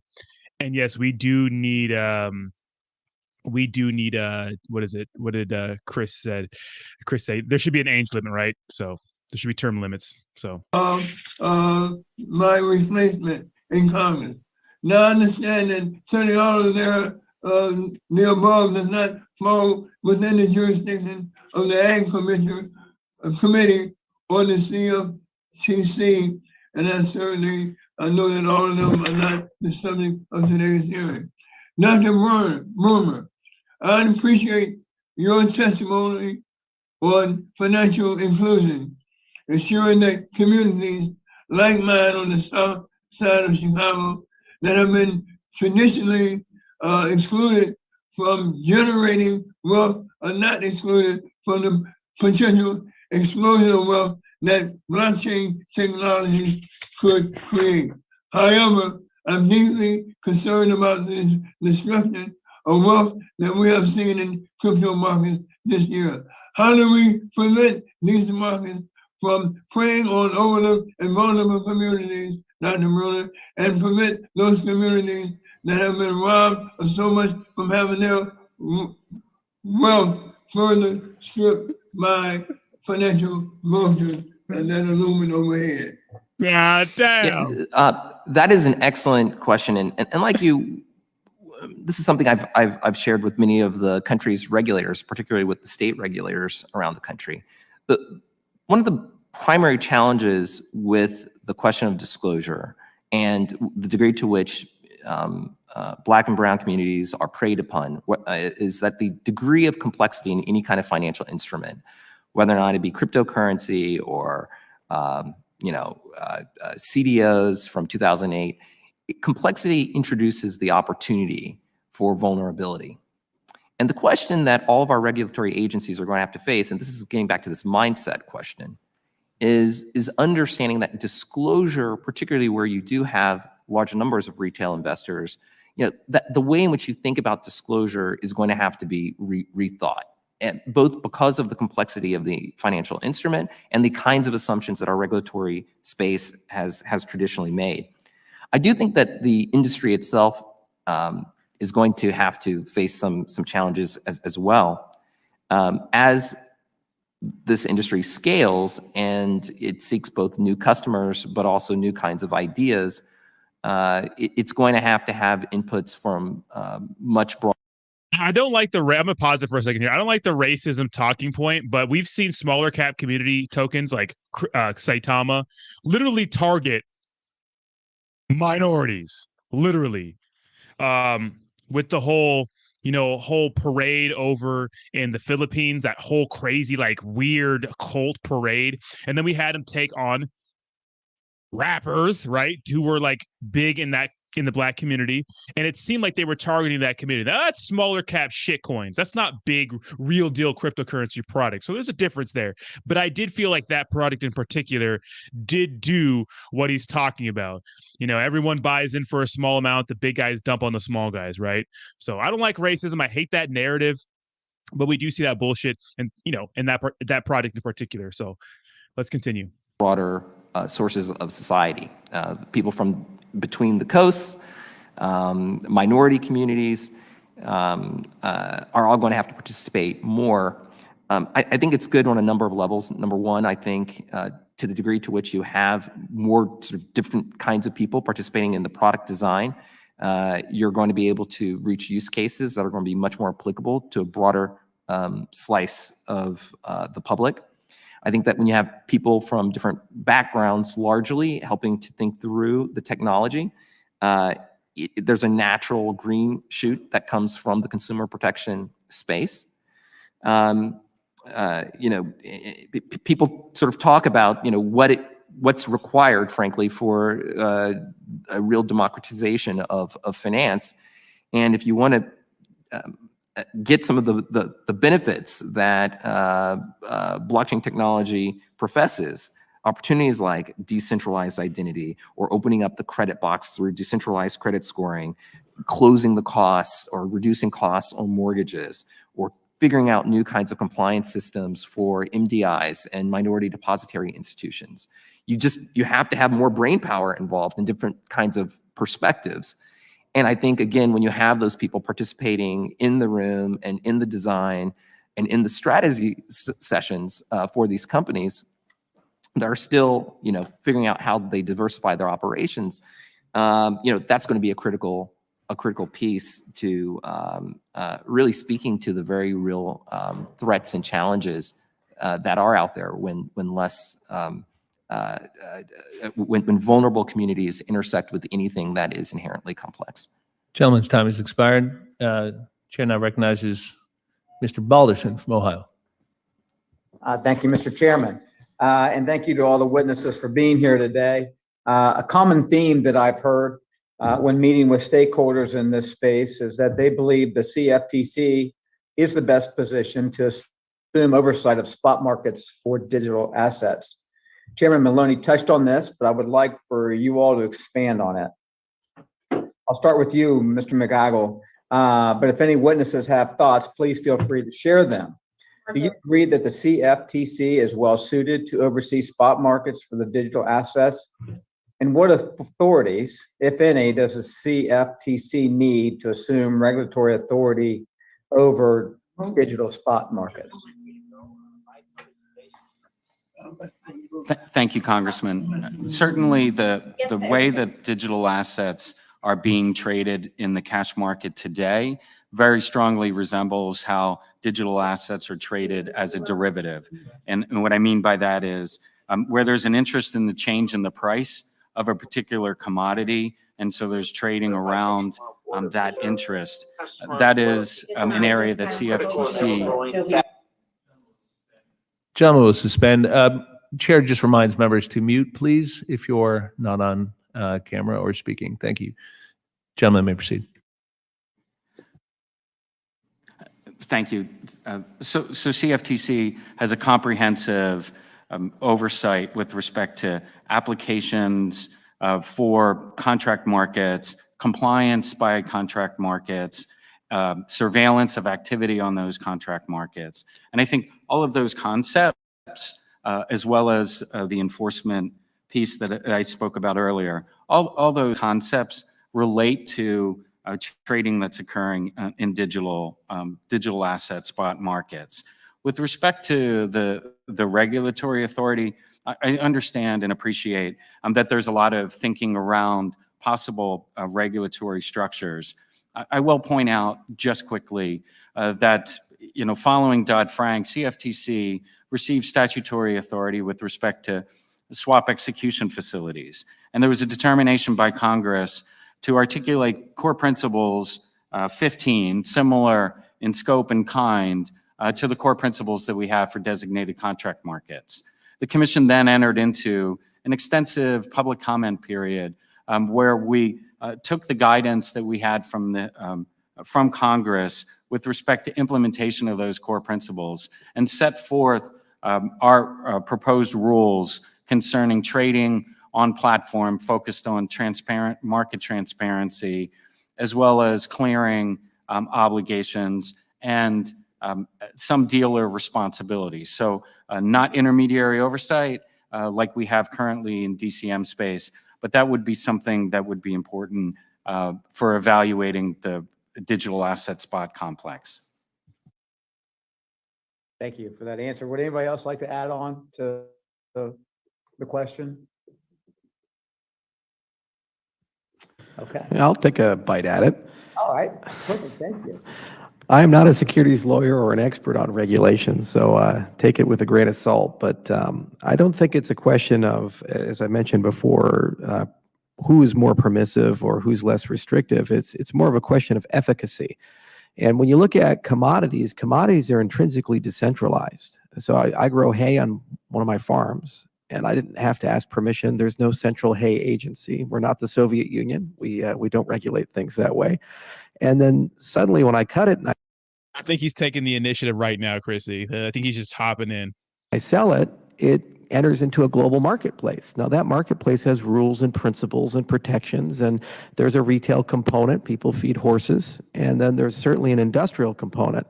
So if cryptocurrencies are truly decentralized and that actually is a real thing, then it does make sense to embed that into a framework that's designed for things that are intrinsically this way. And you have to look out for cartels, market manipulation. You have to look out for where global actors try to come in, like China or others, and take over a market like they're trying to do the lithium markets. But that's a very different type of notion than a security in that respect. So my view, the most effective thing that can be done over the next 12, 24 months is to have a really good notion of what is decentralization and what are the factors that produce that. And if it gets past a certain threshold, it makes a lot of natural sense to regulate things like a commodity as opposed to a security. And if they don't, well, then it's very obvious who has the disclosure requirement. Well done. So thank you for your answer. Mr. Chairman, with the lack of remaining time, I'll yield back. Thank you. Thank the gentleman. Chair recognizes Ms. Craig. Thank you so much, Mr. Chairman, and thank you to Ranking Member Fishbach for today's hearing on digital asset regulation. Thanks so much to the witnesses for your expert testimony. Obviously, this is clearly a space with complex policy considerations and a great deal of public and private interest. One of the things that I've been tracking today during this hearing and over the course of the 117th Congress is just how many of these conversations about regulatory authority will impact many of the retail investors that have moved into the crypto space over the last few years. With that in mind, I know we're giving you a bit of a workout today, but Director McGonigal, I'm coming to you with my first question. Director McGonigal, can you speak about how federal regulation of crypto trading platforms under the Commodity Exchange Act is related to market transparency and ultimately to ensuring that retail investors have access to the information they need to properly weigh the risk involved? Thank you, Congresswoman. I appreciate the question. In thinking about spot markets, say in particular, and overlap of an issue that we are focused on for derivatives products, deals with the concept or the prospect around leverage, an understanding by the individual investor, particularly where that individual investor is a retail participant, that they know and appreciate the risk of trading. While there may be good upside for putting, say, 50 cents down and having $1 worth of a position, there's incredible downside if the market moves against your position. So at CFTC, we're focused not only on market integrity, that we want to have a centralization or a place where market participants can come together and understand what the pricing is, but we also look to have a system of intermediary oversight that focuses on retail market participants, say in particular, with a disclosure regime that informs those market participants sort of based on who they're dealing with. So for example, if it's a commodity trading advisor or a commodity pool operator, that the risks of that trading strategy are disclosed, as well as associated fees. Those are disclosed. That individual market participant understands how their funds are being protected or utilized at a futures commission merchant, for example, that those funds are segregated, and how those funds can also be protected, for example, in the event of a bankruptcy. So we do look for execution certainty as well as customer protection as part of our regulatory regime, and I think that's helpful to the dialogue here. I don't want to take up too much more time, but just I've been listening here for quite a while, and I hear you saying that your agency has the capacity and the expertise to take on any additional regulatory role in this digital asset space. Is that what I'm hearing from you today? So we definitely have the intellectual expertise, and we have do you want to do it or ongoing not? responsibility now to implement and ensure regulatory compliance with new market participants that are currently seeking applications for designation as contract markets, for example, as well as ensuring that those entities continue compliance. So we're able to take that skill set to the extent that we're dealing with like-to-like, similar types of core principles. We are able to transition that work, and I used earlier the example with respect to swaps. But that also involves certainly a resource determination, and depending on the number of applicants, for example, or the scope of the responsibility, from my perspective, that's a conversation that DMO has with the chairman about priorities. But at the same time, the chairman has initiated an effort to accurately quantify the resources that would be needed in the event that there is some additional grant of authority. Thank you so much. I don't have time to ask the full panel, but I wanted to ask Dr. Brummer here. In the time I have remaining, can you give me your assessment about how the principles-based approach of the CFTC does or doesn't fit with the dynamic nature of the digital asset space now? That's an extraordinarily good and important question. Turn your mic on, buddy. Thank you. I'm a technology expert, but I just need to press the red button. So, I think that is an important and critical question, in part because one of the comparative advantages, one of the really interesting features of the derivatives regulatory framework is precisely because of the special relationship between the exchanges, the DCMs, and the commission, whereby you can exercise various levels of granularity in terms of oversight, while at the same time leveraging the self-regulatory capacity of these exchanges to keep up with the innovation. And so I do think that that is one interesting and important feature, particularly in a space that is constantly evolving, and where the rulemaking is going to have to be very agile. So that is something that I look to as a potential comparative advantage. Thank you so much, Dr. Brummer. And seeing that I have exceeded my time, I thank the chairman and yield back. I thank the gentlelady. Gentleman from Florida, Ms. Comment. Well, thank you, Mr. Chairman and Ranking Member Fischbach. I appreciate all our witnesses for being here today. And as has been discussed, since 2014, the CFTC has been regulating crypto derivatives and has also been exercising its anti-fraud and anti-manipulation enforcement authority over digital asset spot markets. The agency clearly has extensive experience overseeing digital assets, including futures, which retail users have been trading through a direct access model. Now, Mr. Brummer, isn't it the case that several exchanges registered with the CFTC today offer retail traders the ability to directly access exchanges without a broker, including through ICE, Eris, and Kalishi exchanges? It is true to my knowledge that yes, that there are some direct. Yeah, I know ErisX. I'm not entirely sure about the others, but yes. Okay. And this is for you again, Mr. Brummer, and Mr. McDonald. I messed that up. I am so sorry. I'd like to ask each of you, do you agree that federal regulation of crypto trading platforms under the Commodity Exchange Act would raise the floor rather than establish a ceiling of required reporting and investor protections above the currently provided by the existing state-by-state money transmitters licensing regime? Yes, thank you, Congresswoman. Certainly, as a markets regulator, it would establish a floor. We're a different purpose than the money exchange state licensing, and so I wouldn't be in a position necessarily to compare how those state-by-state provisions may overlap in some instances, but to the extent that we're talking again about managing risk, CFTC has a system of regulation in place. Mr. Brummer?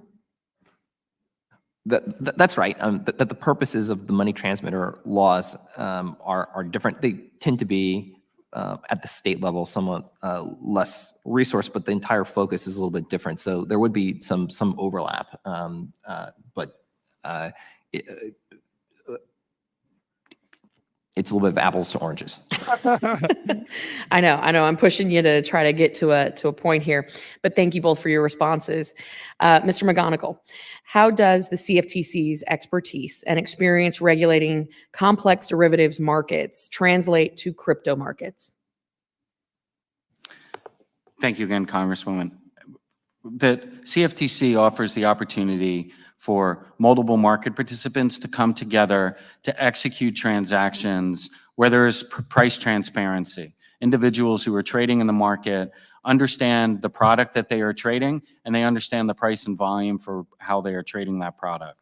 There are also rules in place with respect to how those customers possibly are entering their transactions on the market. And what I mean possibly and you alluded to earlier, to the extent that they're going through an intermediary, that there is additional protections available to a retail market participant, including the types of risk disclosure and segregation and protection of assets. And then ultimately, the transactions go to a clearing facility, and centralizing that clearing facility minimizes the risk that you may see currently in spot platforms, for example, who do not have centralized clearing, instead are exposed to individual counterparties. Thank you for that. I appreciate it. And one last question, since I've got about a minute left.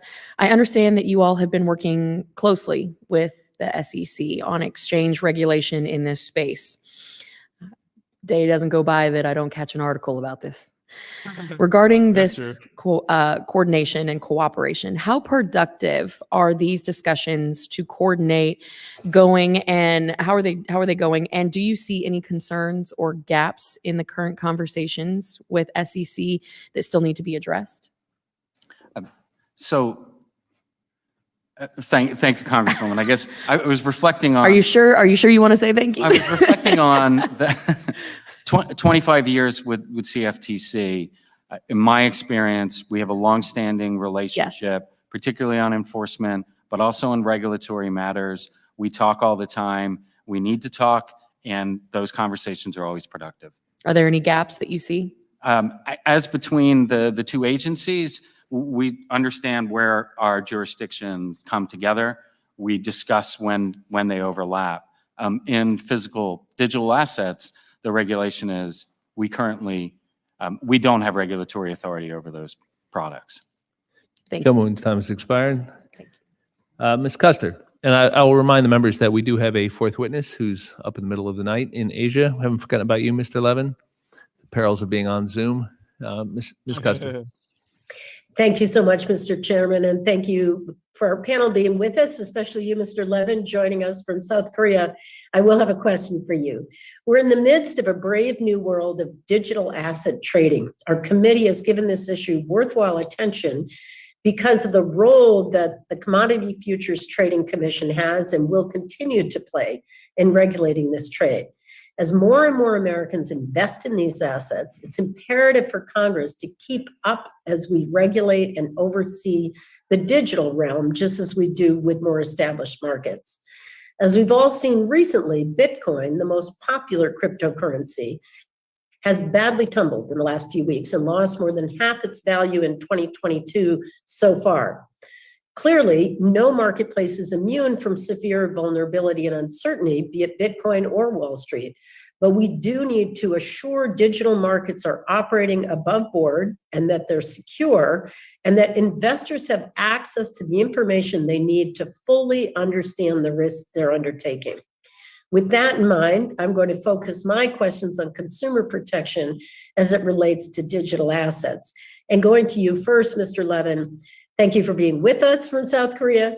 Could you speak to how prevalent risky cryptocurrency exchanges are, such as those that lack know your customer rules, may have criminal ties, or may be connected to the dark web? Saitama. Thank you, Congresswoman. And yes, this is exactly what Chainalysis focuses on, is mapping all of the different participants that actually facilitate transactions in cryptocurrencies. And to your point, we have seen over the last few years, exchanges in offshore jurisdictions actually used to facilitate the laundering of proceeds from things like ransomware. And so, OFAC has taken action to designate certain of these exchanges like SUEX and ChadX as cryptocurrency exchanges that have facilitated that. I think that does speak, though, to the ability for us to focus the discussion here on how do we appropriately equip a market regulator with overseeing the venues that we think should form the reference prices for these commodities and ensure the orderly functioning of markets. And also, we've seen Treasury take necessary action to enforce rules around AML across the board internationally as well. And that's been very clear in sort of the actions that Treasury has taken.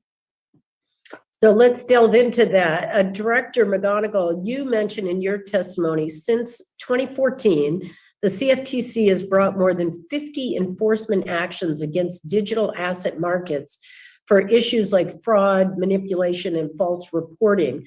Could you speak to how the investigation process works at CFTC?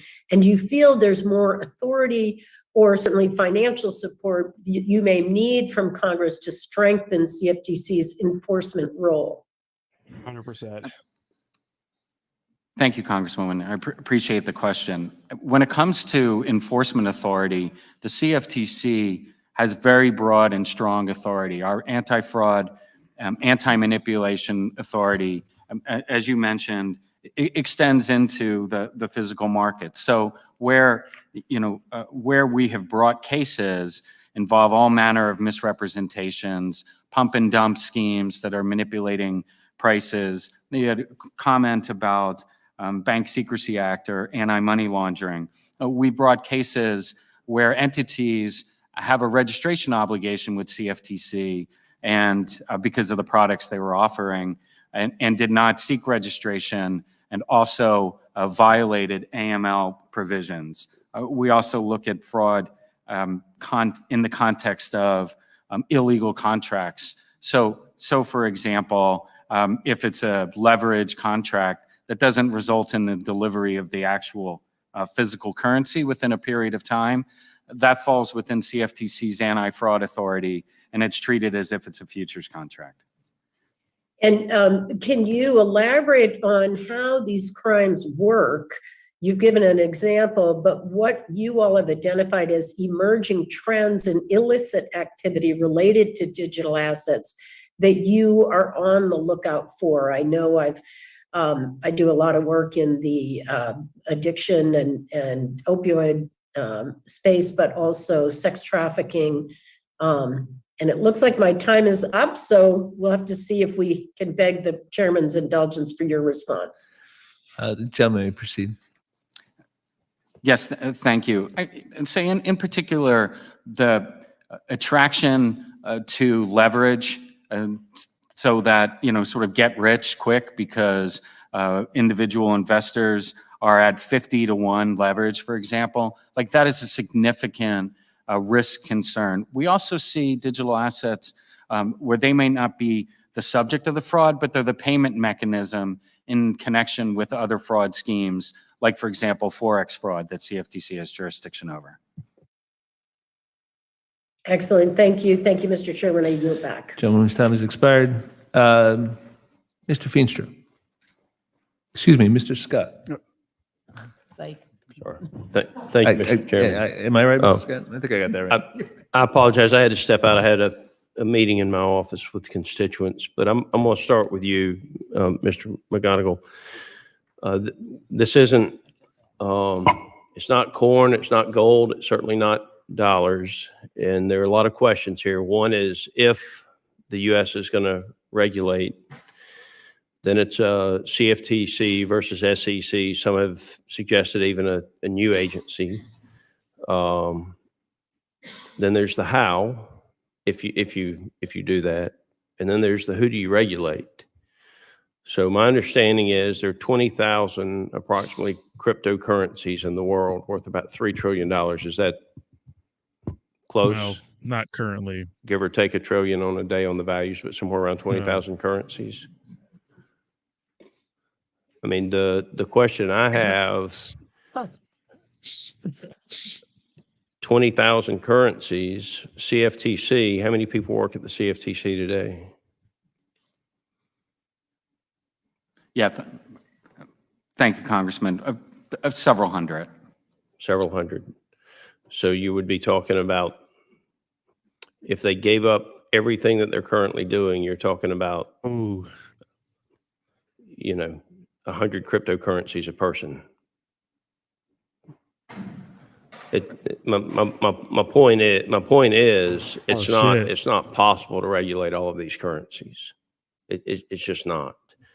And so then the question becomes who, And I mean, is it that we're going to have a value if the currency reaches a certain dollar figure that all of a sudden we're going to regulate it? I'm interested in any comments that any of you may have on, of the 20,000 cryptos, how you determine who should be regulated. Well, one of the powers of our industry is the fact that regulation can become algorithmic. So you don't have to think, well, which person's going to sit down and look at this big pile? Think of the IRS and tax returns. We could quadruple the size of the IRS. We still couldn't audit every single American. It's just not possible. And so what you have to do is say, what tools do we have at our capability, and what's With that shit, Charles. magical about cryptocurrencies is that in the transactions themselves, they can carry metadata, they can carry identity. Rule makers and policymakers can take a step back and say, well, these are the things that we care about, and we can make sure inside the systems that those things don't settle and clear until those things are present. So it's really more of a conversation of what do you care about? And then what we can do as technologists is create a self-certification system. And then what can happen is when there are anomalies or special cases, which often would be rare, then the CFTC or another regulatory body could look through and say, well, let's investigate that. That's generally how we do law enforcement in the nation. We don't break into everybody's house. We wait until we get a warrant. You have to have some cause for it. So there needs to be some social infrastructure for that. So self-certification is different than an agency regulating. Well, they're interconnected. So you have SROs, you have market standards, you have principles, and in many cases, financial regulation is mostly done by SROs or private organizations. If you look at, for example, compliance, it's not the SEC or the CFTC going out there doing KYC and AML. It's banks that are doing these types of things. So it's a public-private partnership, and what needs to be done is to establish those boundaries. And then what we can do as innovators is write software to help make that happen. And literally, that's what Chainalysis is doing right now and their competitors. I think, I mean, I don't see a way for us to regulate them all. I do think if it's going to happen, there has to be some type of self-certification of it. What I do fear, because I don't think that crypto should be a significant portion of the average investor's portfolio. I don't. I mean, What does that have to do with anything? fear that if we all of a sudden are regulating it, then the average investor feels like there's more security and stability in the value of it. And I think that's a dangerous thing for the investors. And I would tell you, I'd be very concerned about the average American citizen having more than 5% of their investments in the crypto markets. I'm not talking about guys like you who know it inside and out, but I've expressed my concerns. I appreciate your comments on the self-certification. I do think that's a path that we need to be considering. And with that, Mr. Chairman, I'll yield the remainder of my time. I appreciate was the awkward. gentleman yielding his 3 seconds. Mr. Feenstra is recognized. Thank you so much, Chairman Maloney and Ranking Member Fishbach. It's I great like that this we're guy. having these discussions today, and it's so important. Digital asset market regulation is critical. Mr. McGonigal, in addition to the requirements that apply to all CFTC regulated futures and derivative exchanges, would the CFTC require additional authority from Congress to promulgate additional crypto-specific requirements if the CFTC were to be given primary regulatory authority over digital asset trading platforms by Congress? Yes, Congressman, we would need additional regulatory authority. Yep. And what go down that path. What are you looking for? Currently, for both designated contract markets and for swap execution facilities, there's a system of core principles that the agency has. And more recently, with respect to the swaps implementation, we engaged in extensive public comment around the establishment of setting up the operation of the facilities, trading facilities, clearing, as well as any other regulated or registered entity like swap dealers, for example. So do you agree that the evolution or maturation of a digital asset and its underlying network has the potential to remove security-like characteristics over time for assets to become fully decentralized or permissible less? Right. So Is there a parallel in that regard? totally appreciate that question, and that is an interesting topic. Digital assets are broadly defined to be commodities. Yep. If there is a determination under current law that the SEC determines that it's a security, then it takes it outside of CFTC jurisdiction, and there isn't currently a framework that would allow evolution of the product to put it back into CFTC That's jurisdiction. correct. Then that'd be a problem. So is there a parallel there with regard to that evolution then to the swaps? I think how we handled swaps is we divided the market, right? And so characteristics of certain swaps that were more closely aligned with the SEC were at SEC. SEC and CFTC communicated, dialogue, and worked together on rules that impacted both of our jurisdictions. Okay. So that is something that is available to the agencies. Yep. So one more question. How do you think the notion of fully decentralized should be defined or determined? And at what point or That's a at good what question. triggering event should that determination be made? And then through what process? And I know this is a tangled web here. Right. So it is a tangled web. And I guess from CFTC's vantage, I don't consider or look at how the thing presents, right? Whether it's like so-called decentralized, as opposed to, is it something where there's a trading interest? There's many market participants are interested in trading and understanding how it trades. Yep. So from our perspective, we probably would be encouraging not so much a definition of what is decentralized, but whether the underlying digital asset is something that should fall within regulation of CFTC under our structure, Yes. as opposed to defining Right. this other structure. Right. And would you need more congressional intent to go down that rabbit hole, that path? So certainly, if Congress wanted to further clarify the extent of CFTC's jurisdiction as it applied to any further legislation, that would be appropriate. Yep. But as I mentioned, we currently have digital assets as a defined commodity. Right. Okay. Thank you for your information. This is a great area, and we have to embrace it. And I appreciate your comments. Thank you. Thank the gentleman. Mr. Cloud. Thank you, Chairman, and thank you all for being here, and thank you, Ranking Member, for hosting this. I carry some of the concerns, I guess, about regulation that some of the former members have carried, just because a lot of times the government will see mission creep. And so one of the great appeals of cryptocurrencies, when I talk to people who kind of dabble in it, is the fact that there's not an intermediary at this point. Right, baby. And so I also had the question about who and how and those sorts of things. How do we keep this limited?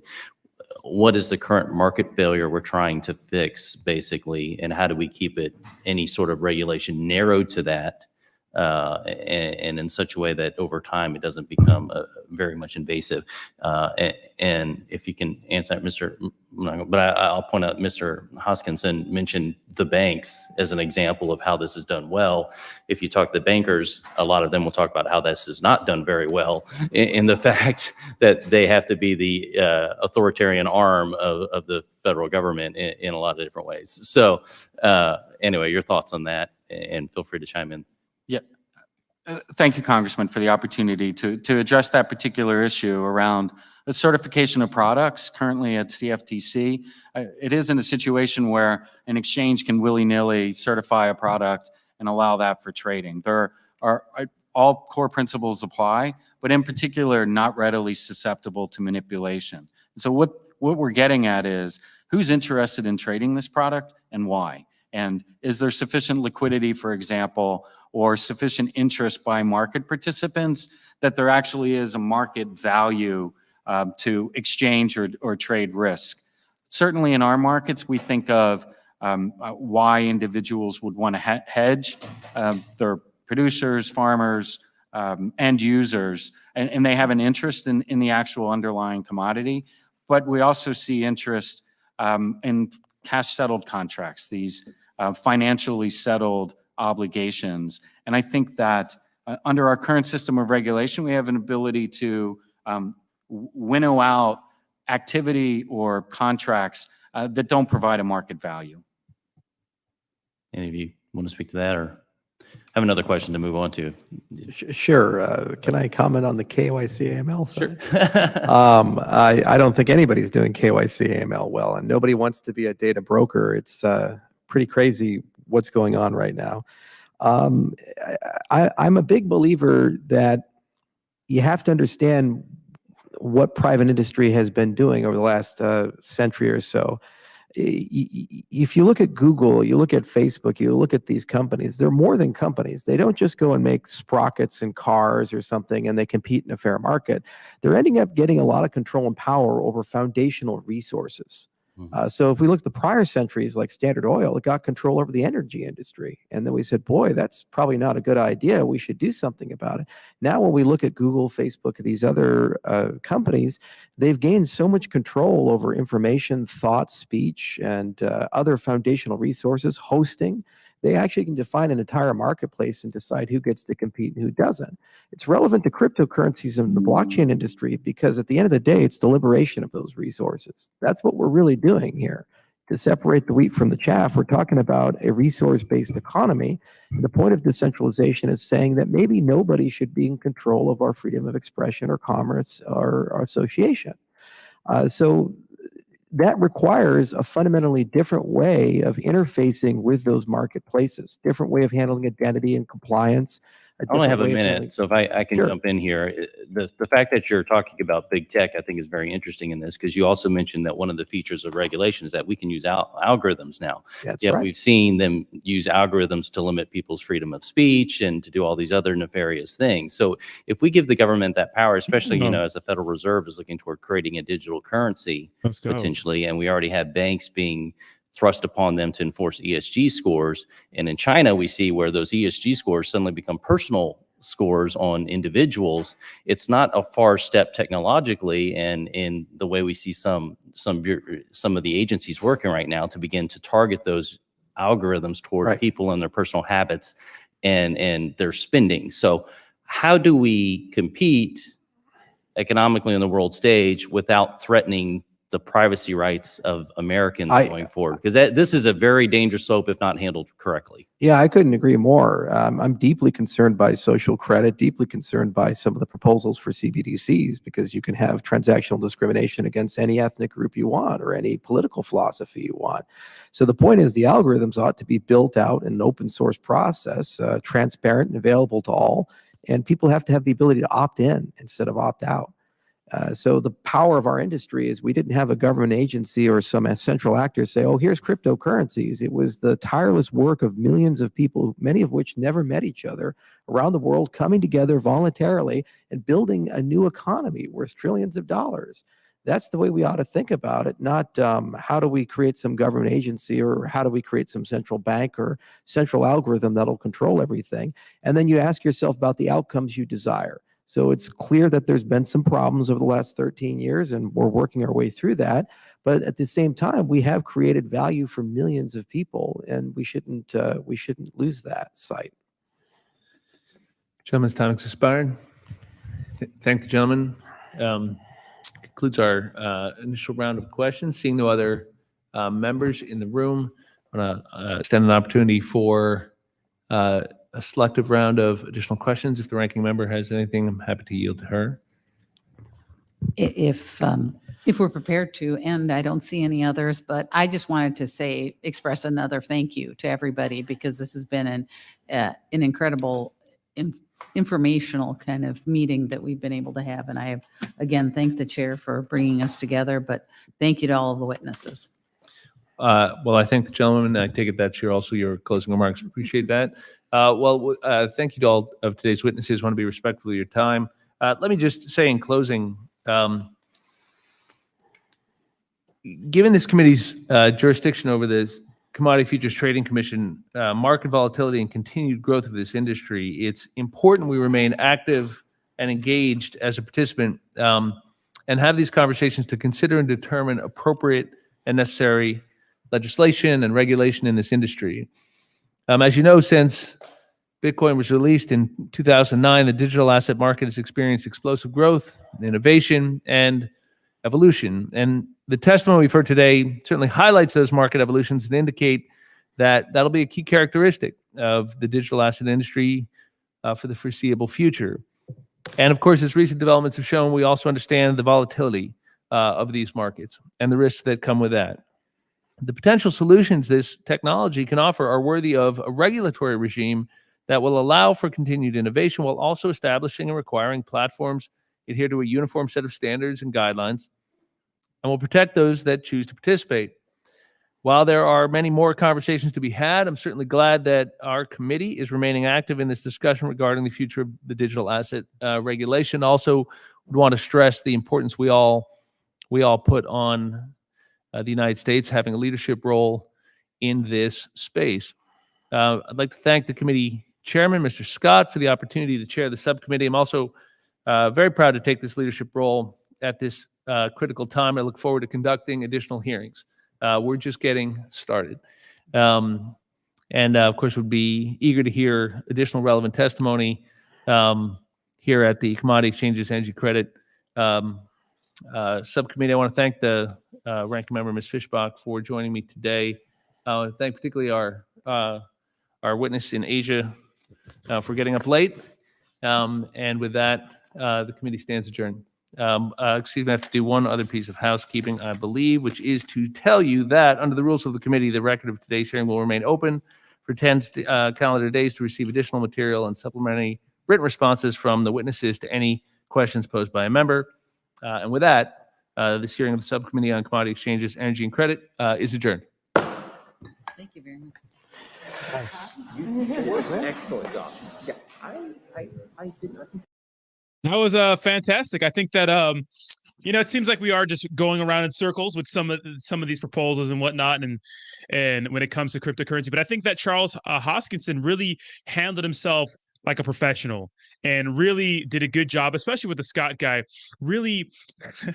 And this is not financial. And this is not financial advice. Yeah, Charles nailed it, man. I'll go ahead and put out a highlight video of Charles, what he said and whatnot, so you guys can go ahead and catch what was going on. But that was good. That was a good representation of the blockchain, right? And a lot of concerns that people have about it. And it's cool that he wanted to shift the focus from all the negative things that people are pointing out right now to all the positive things that have happened. Now, the negative things, especially with some of the bigger products in the space, you can't ignore those things, right? You can't. Okay, guys. So I'm going to go ahead and, later on, if you guys are here for the Cardano whole thing, I'll go ahead and put out a highlight video of Charles Hoskinson speaking, so you guys can go ahead and catch that. Keep up with that. So subscribe, all that good stuff. It'll be out in a few hours. But for right now, I'm going to go ahead and switch back to my regularly scheduled events on my channel so we can talk about some other cryptocurrency products and what's going on in our space right now. Reese S, Seifu Ape, thank you so much for the $7.99 donation. Look at Seifu Ape is going to get taken over by Clear Cryptos. So do with that what you will. That's what I heard. So, yeah, thank you guys for joining. I appreciate you guys if you're here for the Cardano stuff. I'll be putting that video out later, but we're going to go ahead and get back to regular scheduled events to talk about the rest of cryptocurrency right now, and talk about, the state of affairs. So, of course, we all know that, the outlook on the market's not looking good for the next 6 or so months, right? Inflation, interest rates going up, just the cost of living is absolutely insane. And so we can't expect an insane pump or rally, right? So you could say, wait until the market dumps a little more to start buying the dip. Well, we don't know for sure what the hell is going to happen, but we are expecting things to get worse, at least until the first quarter of next year. Now, the philosophy is, well, it's better to buying now, right? If you were to buy Bitcoin at $20,000, would be better than buying it at $60,000. You know what I mean? So keep that in mind. So DCA, that's my deal. I mean, I bought some cryptocurrency products and I am expecting a huge dump, but who knows, right? I appreciate you, Anthony's. Absolutely, absolutely. Stay tuned, man. We'll put out Cardano content intermittently. So DCA all the way, baby. So we'll go for a little while longer. We've already been on for 2 hours. But it's good to see you guys. A lot of crazy stuff going on in the cryptocurrency space. And I think it's important when they talked about smaller cap, they're referring to shitcoins, right? The KYC, making sure we don't have bad actors in the space with criminal backgrounds. We saw that most notably, right? The biggest one, because in our sphere, Saitama, which is a smaller cap community project, it's called Saitama, the character off of fucking One Punch Man, a Japanese anime. Now, that was the biggest, if you look at the background of some of these individuals, it doesn't look good. But I think most notably, Time Wonderland, a huge DeFi protocol on the Avalanche blockchain, their chief chief financial officer, was involved in the Quadriga Canadian whole debacle, right? Remember that exchange went under, the CEO had a mysterious death over in Southeast Asia? Absolutely insane. And before that, this guy was involved in many different scams. So how does that guy become the chief financial officer in a huge project like Time Wonderland, which was, at one point worth about $10,000 per token? Now it's worth $37 per token. Look at this. Almost 10K. How does a guy like that become the chief financial officer of a project like this? Well, not having proper KYC. That's the thing, right? Not having proper KYC. And I think that's important because now this guy made out like a bandit. And now what? No repercussions. And guess who got wrecked? Everyone who bought into this DeFi protocol. So, and now, including me, I bought one of these things, but I bought one at $2,000. So, I mean, not a good investment, but it'd be like that.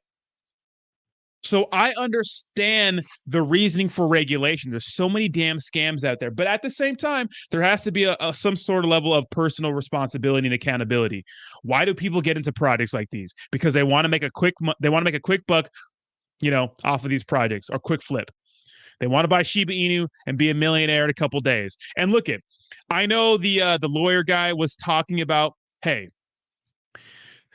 targeting minority communities. Look, I'm not the channel that's going to sit here and be all SJW with you. I think that a lot of it's overplayed, but we've seen firsthand examples of projects leveraging minorities and some different communities to really buy into their project, right? You see that, and it is shameful. And that's what I called out about Saitama, the whole Willie D acquisition, and then the whole parade in the Philippines. To me, that was targeted, and people might not like that, but that's how I feel about that. Exactly. So, I mean, I get why we need regulation. Now, of course, we don't want them to overstep, but guys, if we want big money to get into cryptocurrency, we need regulation. I just think we do. I think we do. And look, all the good products have nothing to worry about because they're not doing anything shady. But all these scam products have everything to worry about.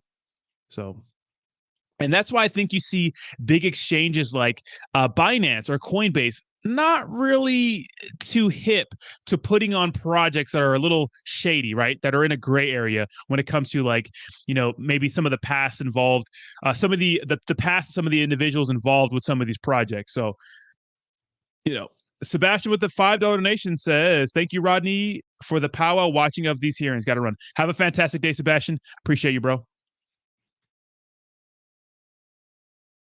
Yes, hit that like button, subscribe. America should regulate America's sites so you can face it and feel secure. But if you want the right just to do what you want to do, they shouldn't stop you from doing it. And yeah, I get it. Appreciate that, Carlos. Appreciate that.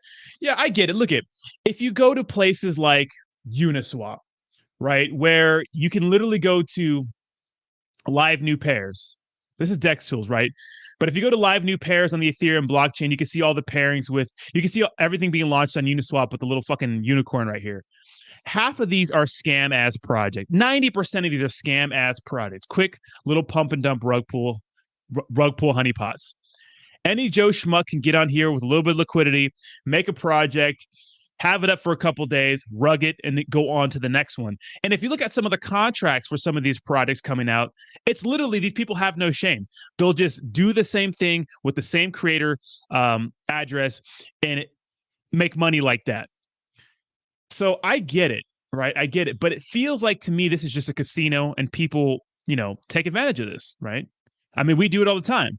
There's so many times I get into these smaller cap community token products where I know they're obviously pump and dumps, get in, make some money and get out, right? It's a difference between promoting them, and having a group for people to get into them. But we know what these products are for, or what they're about, right?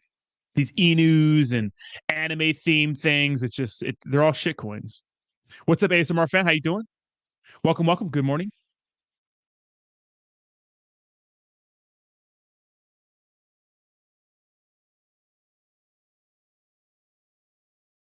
The dude hosting that shit was whack. We got to talk about these lame Terra spaces. If you want to get some good Terra content, go to Ozzy Austin's stream, man. A1, baby. A1. But first of all, we got to give a shout out to the MVP of the meeting. What the hell was so funny? What the hell was so funny? Who is that? Was that the wifey or what? Yes, we do have to give a shout out to Paysabase, of course. I like this cryptocurrency project. I'm not a sponsor or nothing like that. I just think it's a good cryptocurrency project. Very risky. Could get wrecked. Who knows? It's on the BNB chain.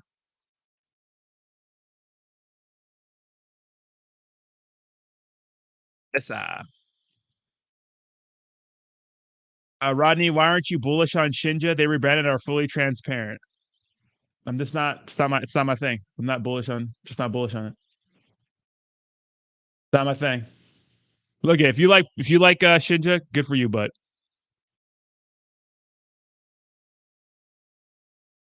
no, Pesa is moving. Wow. That's crazy. I wonder how much I made on this. I have not touched my Pesa base. Let's go to Pancake Swap and see. So all you guys who are new, pretty much Pesa base Pancake is a small cap community token that's tokenizing a service like Western Union, targeting, I think it's East Africa. Let's go swap, trade, swap. Pesa, USD. Nice. I put $300 and it's at about $600. So nice. Shit's moving. So nice, not bad. Almost a little 2x here. Nice, not bad. Pesa base moving, man. Good for them.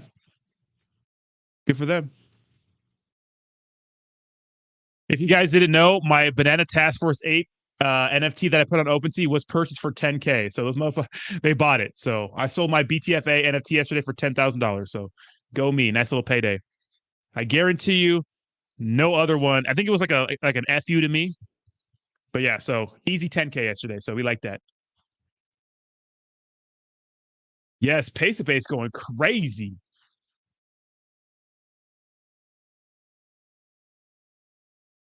Let me post this. This is actually another quality project.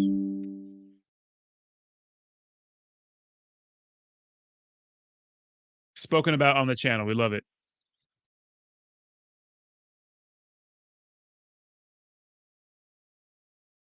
We love it.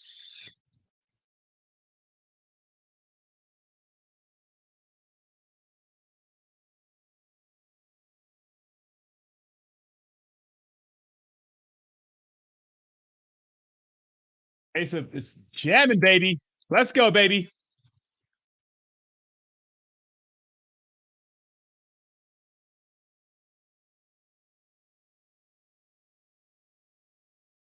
Nice. That's good. Get some steady growth. Hoping that in a few months, those who have been ripped off many in the past, invite them to court. They can also be prosecuted. I believe that will come. We'll see what happens, right? But I think that a lot of people are going to get it when kind of the dust settles, right? Let's go 10K, baby. Yeah, for sure. It's leg day today, Edgar, but I do my leg days at home because like I said, I just had my ACL done a little more than 3 months ago, so I still have to be really careful, especially with all the cardio I'm doing, all the walking. So I do like at-home workouts, a lot of body weight stuff. I have some dumbbells here, a lot of like strength and conditioning kind of stuff, I'd say, right here in my living room. And then I'll go for my long ass walk, and then that'll be my leg day. So I can't hit weights as hard as I want to with legs, but it is what it is. I gotta wait till I really heal to start really smashing squats and deadlifts and stuff. I deadlift still, but not too heavy. So yeah, they bought my NFT, so that was cool. I put it up there for 50 ETH initially, but I don't think they would have paid 50 ETH for it. So I think 10 ETH was a good. I mean, come on, I made 10K from a free or 11K from a free NFT that I got. I mean, that's nice. That's good money, right? Yeah, Pace has been doing good in these markets. Yeah, it's their buybacks though, because what happens is that they take a part of the transaction fee from their app, the real app that already exists on the App Store. It's not too popular, but it exists, right? And they take it and buy back into the project. So, tokenizing Western Union and MoneyGram and stuff like that is a good idea. I don't think you need to tokenize everything. Like some of these products out there, like literally want to tokenize everything. Like there's a scam project out there. I'm not going to name the name, but they're taking a podcast, a sports podcast, and putting it on the blockchain. Why? Why do you need to do that? You do not need to do that. But this actually makes sense. So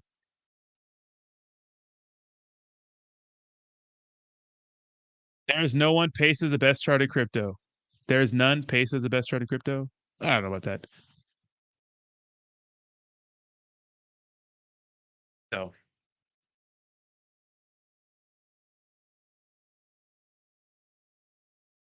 you guys hear about that guy that Russ owed so this guy said, Scott Hamilton said Russ owes him 39K and 19,000 to go before contract expires. We had contract up until April. My show relied on that money. It allowed me to focus on content and show expansion. Had I known they'd welch, I'd focus on sales. It's embarrassing. I'm in multiple markets in the South. They've gotten incredible exposure. They ghosted me. My show is about to collapse. Damn. But I guess I guess they went ahead and fixed it up. So shout out to Married to the Crypto. Married to the Crypto is one of the guys who also helped out Saitama, and I guess they got ripped off too. So it's a damn shame, right? I think after he posted that, Russ DM'd him though, or something like that. So Scott it looks like he deleted it. Maybe they paid him finally to shut up. It sucks that it took that long for him to tweet about that. They don't need any more bad publicity. They just don't.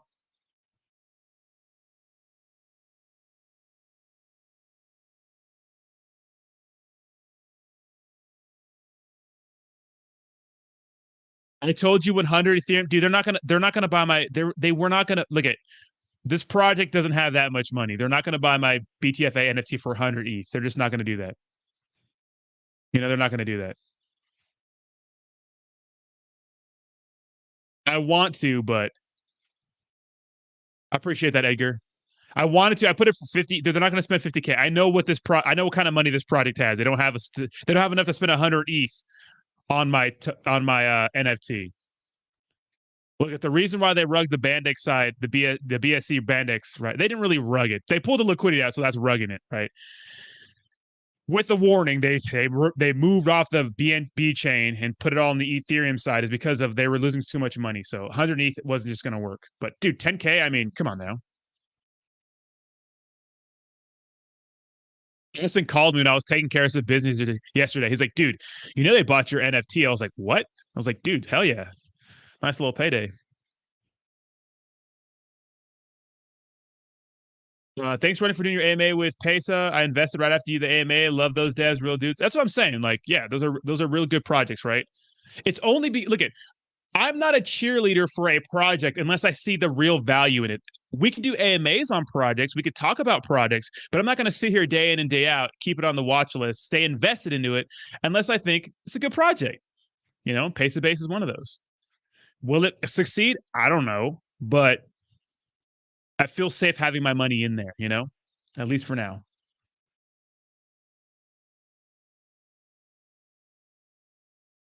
Dude, people hate me for real. My streams at least get 1 to 5 people hating me for being positive to negative. You know that, dude?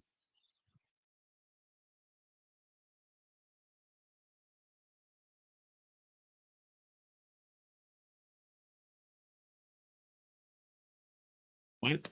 There goes another wonderful product. Now the big influencer YouTuber almost wanted a piece of crap is going to ape into the token. Let's go. Let's go.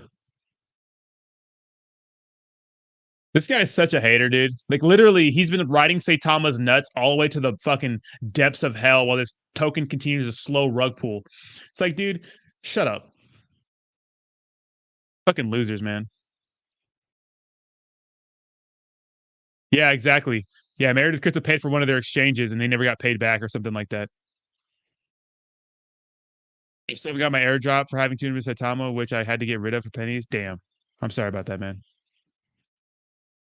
You can stake your pet stuff for 21% APY, man. 90-day stake. I'm good.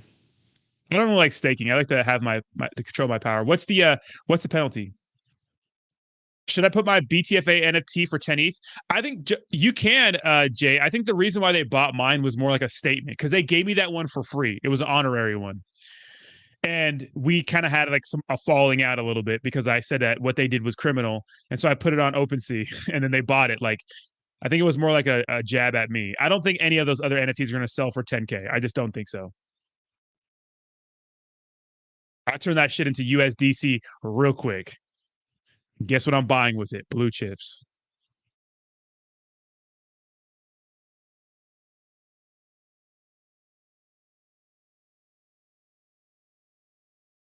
Rodney, can you please stop liking my mom's pic on Philly? What are you talking about? First of all, if you guys are interested, side note, I'll be posting my food all day, every day today. You're going to be able to see what I've been eating to get lean for this summer. I am looking, dude, this transformation picture is going to be dumb as fuck. Dumb. I'll post pictures of me like out and about, but I'm going to do the final transformation in August on my birthday. So, and the title is going to be before selling Saitama, after selling Saitama, or holding Saitama, dumping Saitama, or something like that. It'd be funny.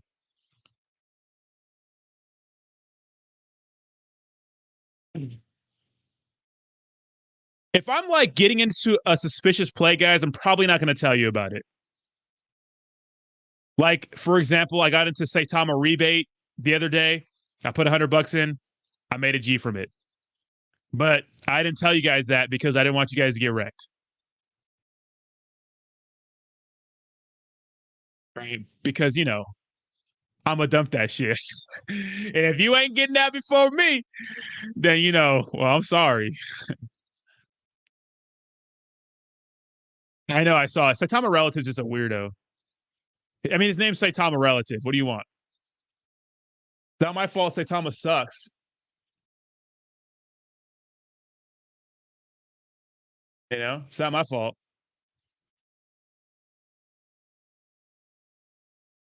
NK buying the dip. You out your mind. When can we go after Zach and Austin for pumping crypto and selling on the viewers' bags? They say I'm holding. You should hold. They are not. I don't know what they're doing with their wallets. DeFi is so like secretive. You could say one thing and do another, right? So I could be lying to you guys all along. I could be pumping and dumping every fucking coin in another wallet. You guys would never know. You know, so you guys would never know, literally. Rodney, you know anything about Shiba Doge? I don't know what's going on with the price. MetaMask, I have 14 million. I don't know about Shiba Doge. I had like a partnership with them. I don't know what the fuck happened to that, but it's a bear market right now. Are you ever going to be pro Saitama if they do all-time high and do well for 6 months straight? Will you keep roasting or hope they fail? No, if they do well, they do well. Just the signs don't point to that. I'm not opposed to Saitama doing well. Like I don't want them. Look at people need to make. I want people to make their money back. because they've been lied to this whole time. But it just doesn't seem like they're going to do that. Just seems like another shitcoin project. If they do well, I'll give them their fucking flowers. Of course I will. And I'll get a bunch of views.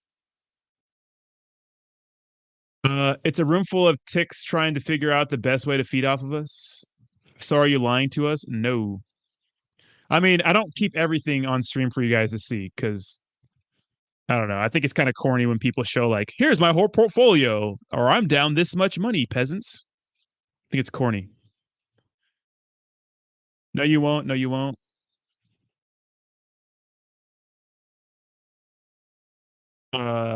Yeah, yeah. If Saitama does well, I'll say it's doing well. It's objectively doing well, you know. Like me saying that, you know, what we're hearing right now from the team is just a bunch of BS baloney bullshit, bro. You know, they put out another app and it looks like crap. No quality control. It's like garbage. You know, we'll see how it looks. We'll see how Sata Pro is. When I put that 10K into Mononoke just in case. No, it's literally it went to my Coinbase account and I'm gonna buy blue chips with it on the dip.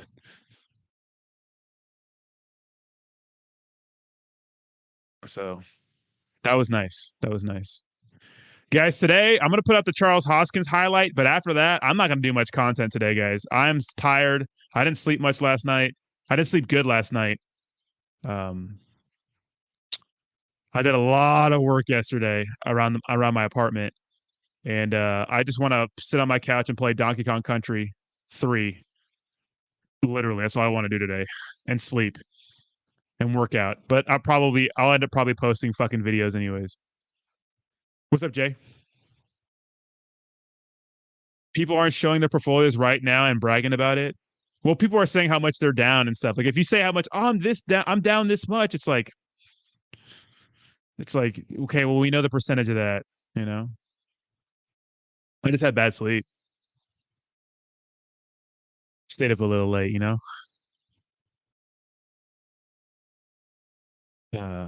But night sweats? No. You know, night sweats, but not that kind, you know. Get that monkey off your back. Your boyfriend kept you? Yeah, my boyfriend kept me up, yeah. I saw BTFA bought your NFT. Easy 10K, bro. Hell yeah. What about that? Even if Rodney only posted FUD, we need that in the space. Crypto is like yin and yang. Can't have one without the other. I appreciate it. Hell, it saved me a few bucks. I'm glad, Cameron. I'm glad.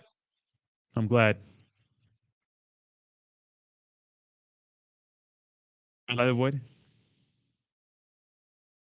I know, Hovey. That's what I was saying. Rodney got 10K. He's doing a giveaway up to 5K. Absolutely not. I'm buying the dip with that stuff. Look it. I like Meet Kevin. I feel like Meet Kevin. I don't know. I like Meet Kevin, but I feel like it's a lot of advertising and shit. Like it's like buy my course. I know he wants to help, but I feel like it's like triggered with ads. But the core message of Meet Kevin, his video yesterday, was everything you can, save it now. Everything you can, save it now, because it's going to be time. This is where we're going to need to buy the dip, not on just cryptocurrency, but everything. And I'm really starting to consider real estate next year. I just don't know how to go about it. I mean, I'm gonna have to talk to Oz and Austin about that, or a few people that know real estate a little bit. But I have a couple friends that are into it. But I really want to like buy everything I can during this dip. So that 10K is going straight to crypto and some actual stacks.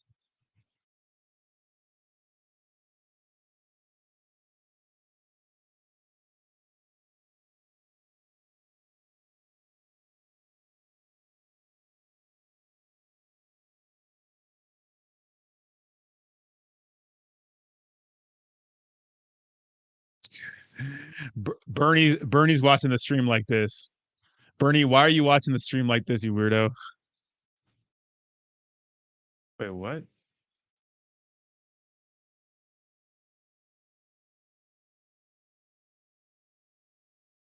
Oh, damn. Wait, hold on. Chill. Drum alert.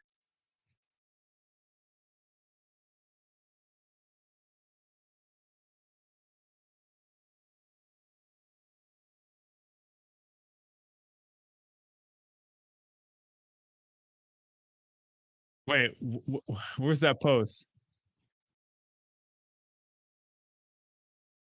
Did they delete it? Oh, they deleted it. Oh, no. Jake, Gagan, and Ian, since we paid you for partnerships, can we now discuss our MVP, our beta release, with you both on an AMA? Remember, we gave you tokens plus ETH? Oh, damn. Ooh. Ooh. Oh, shit. Ooh. Uh-oh. Craig, Charles did great. I'm gonna go ahead after this. I'm gonna go ahead and make a video of the highlights, and I'm gonna go ahead and post it to YouTube. Okay, and it's gonna take a couple hours probably, but I'll do that for you guys. Ooh. Oh my god. Oh my god. Hold on, I'm gonna take a piss. You guys just digest that. Hold on.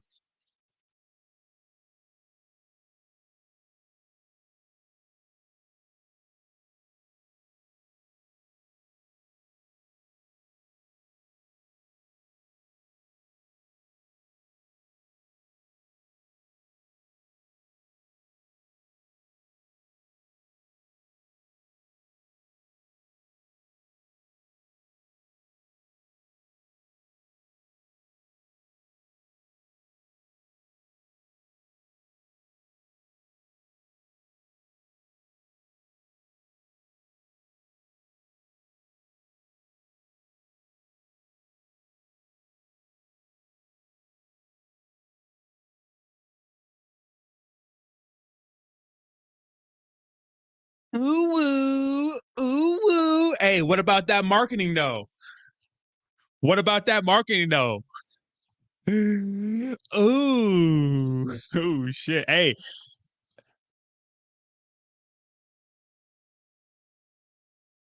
send me that. Send me that ETH. I got you. Hey, Boba Man, it's a good project. Say, send me that ETH. I got you.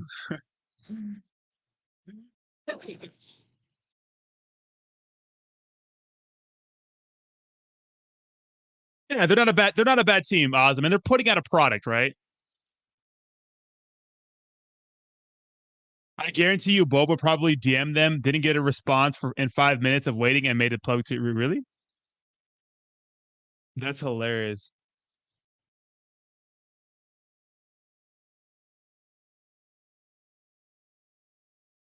Hey, send me that ETH. I got. Hey, what's up? Hey, give me both. What's up? I got you.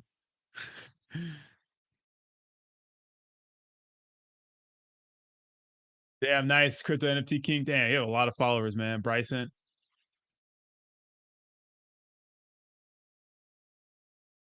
Oh,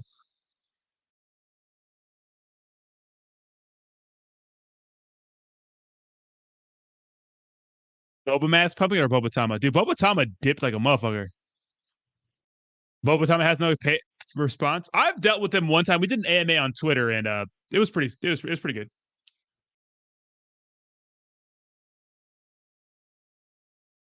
Send me that ETH. I got you. You have to pay me. What's up? All right, so let's do it. Yeah, let's fucking do it. What's up?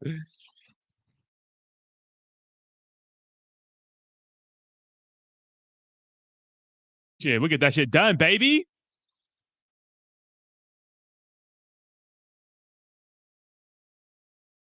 Yes.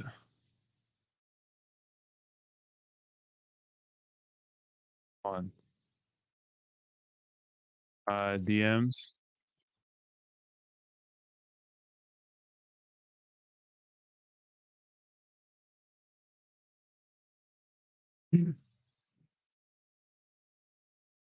I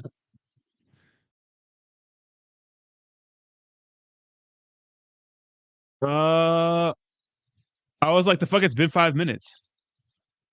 So have we reached the bottom? Not yet. I don't believe so.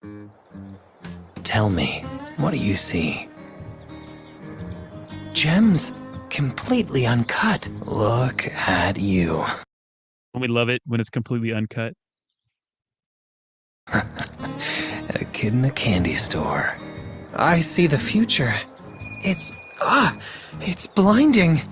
And it feels like freedom. Tempting. But at the same time, unpredictable. Ouch! Ah. Wake up, farmer. We've got yields to earn.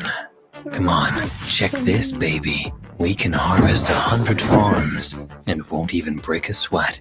It's fully automatic, so put the pedal to the metal. But remember, good things come to those who wait. Harvest Finance. Bread for the people. That voice is like 100, like 10 out of 10 panty soaker, right? Just fucking literally listen to that voice, gets your girl pregnant. Automatic pregnancy. God damn. Blinding. And it feels like freedom. Tempting. But at the same time, unpredictable. Ouch! Ah. Wake up, farmer. We've got you. Look at his fucking Chad ass haircut too. And his robot arm. Why's he got a robot arm? We've got yields to earn. Come on, check this, baby. We can harvest 100 farms and won't even break a sweat. It's fully automatic, so put the pedal to the metal. But remember... That's hilarious, bro. Pull out game week. Put the pedal to the metal. Seems like it's getting you hot. Why not have a robot arm? Imagine when he could do it with those robot fingers, though. Chill. Hey, farmer. Hey, farmer.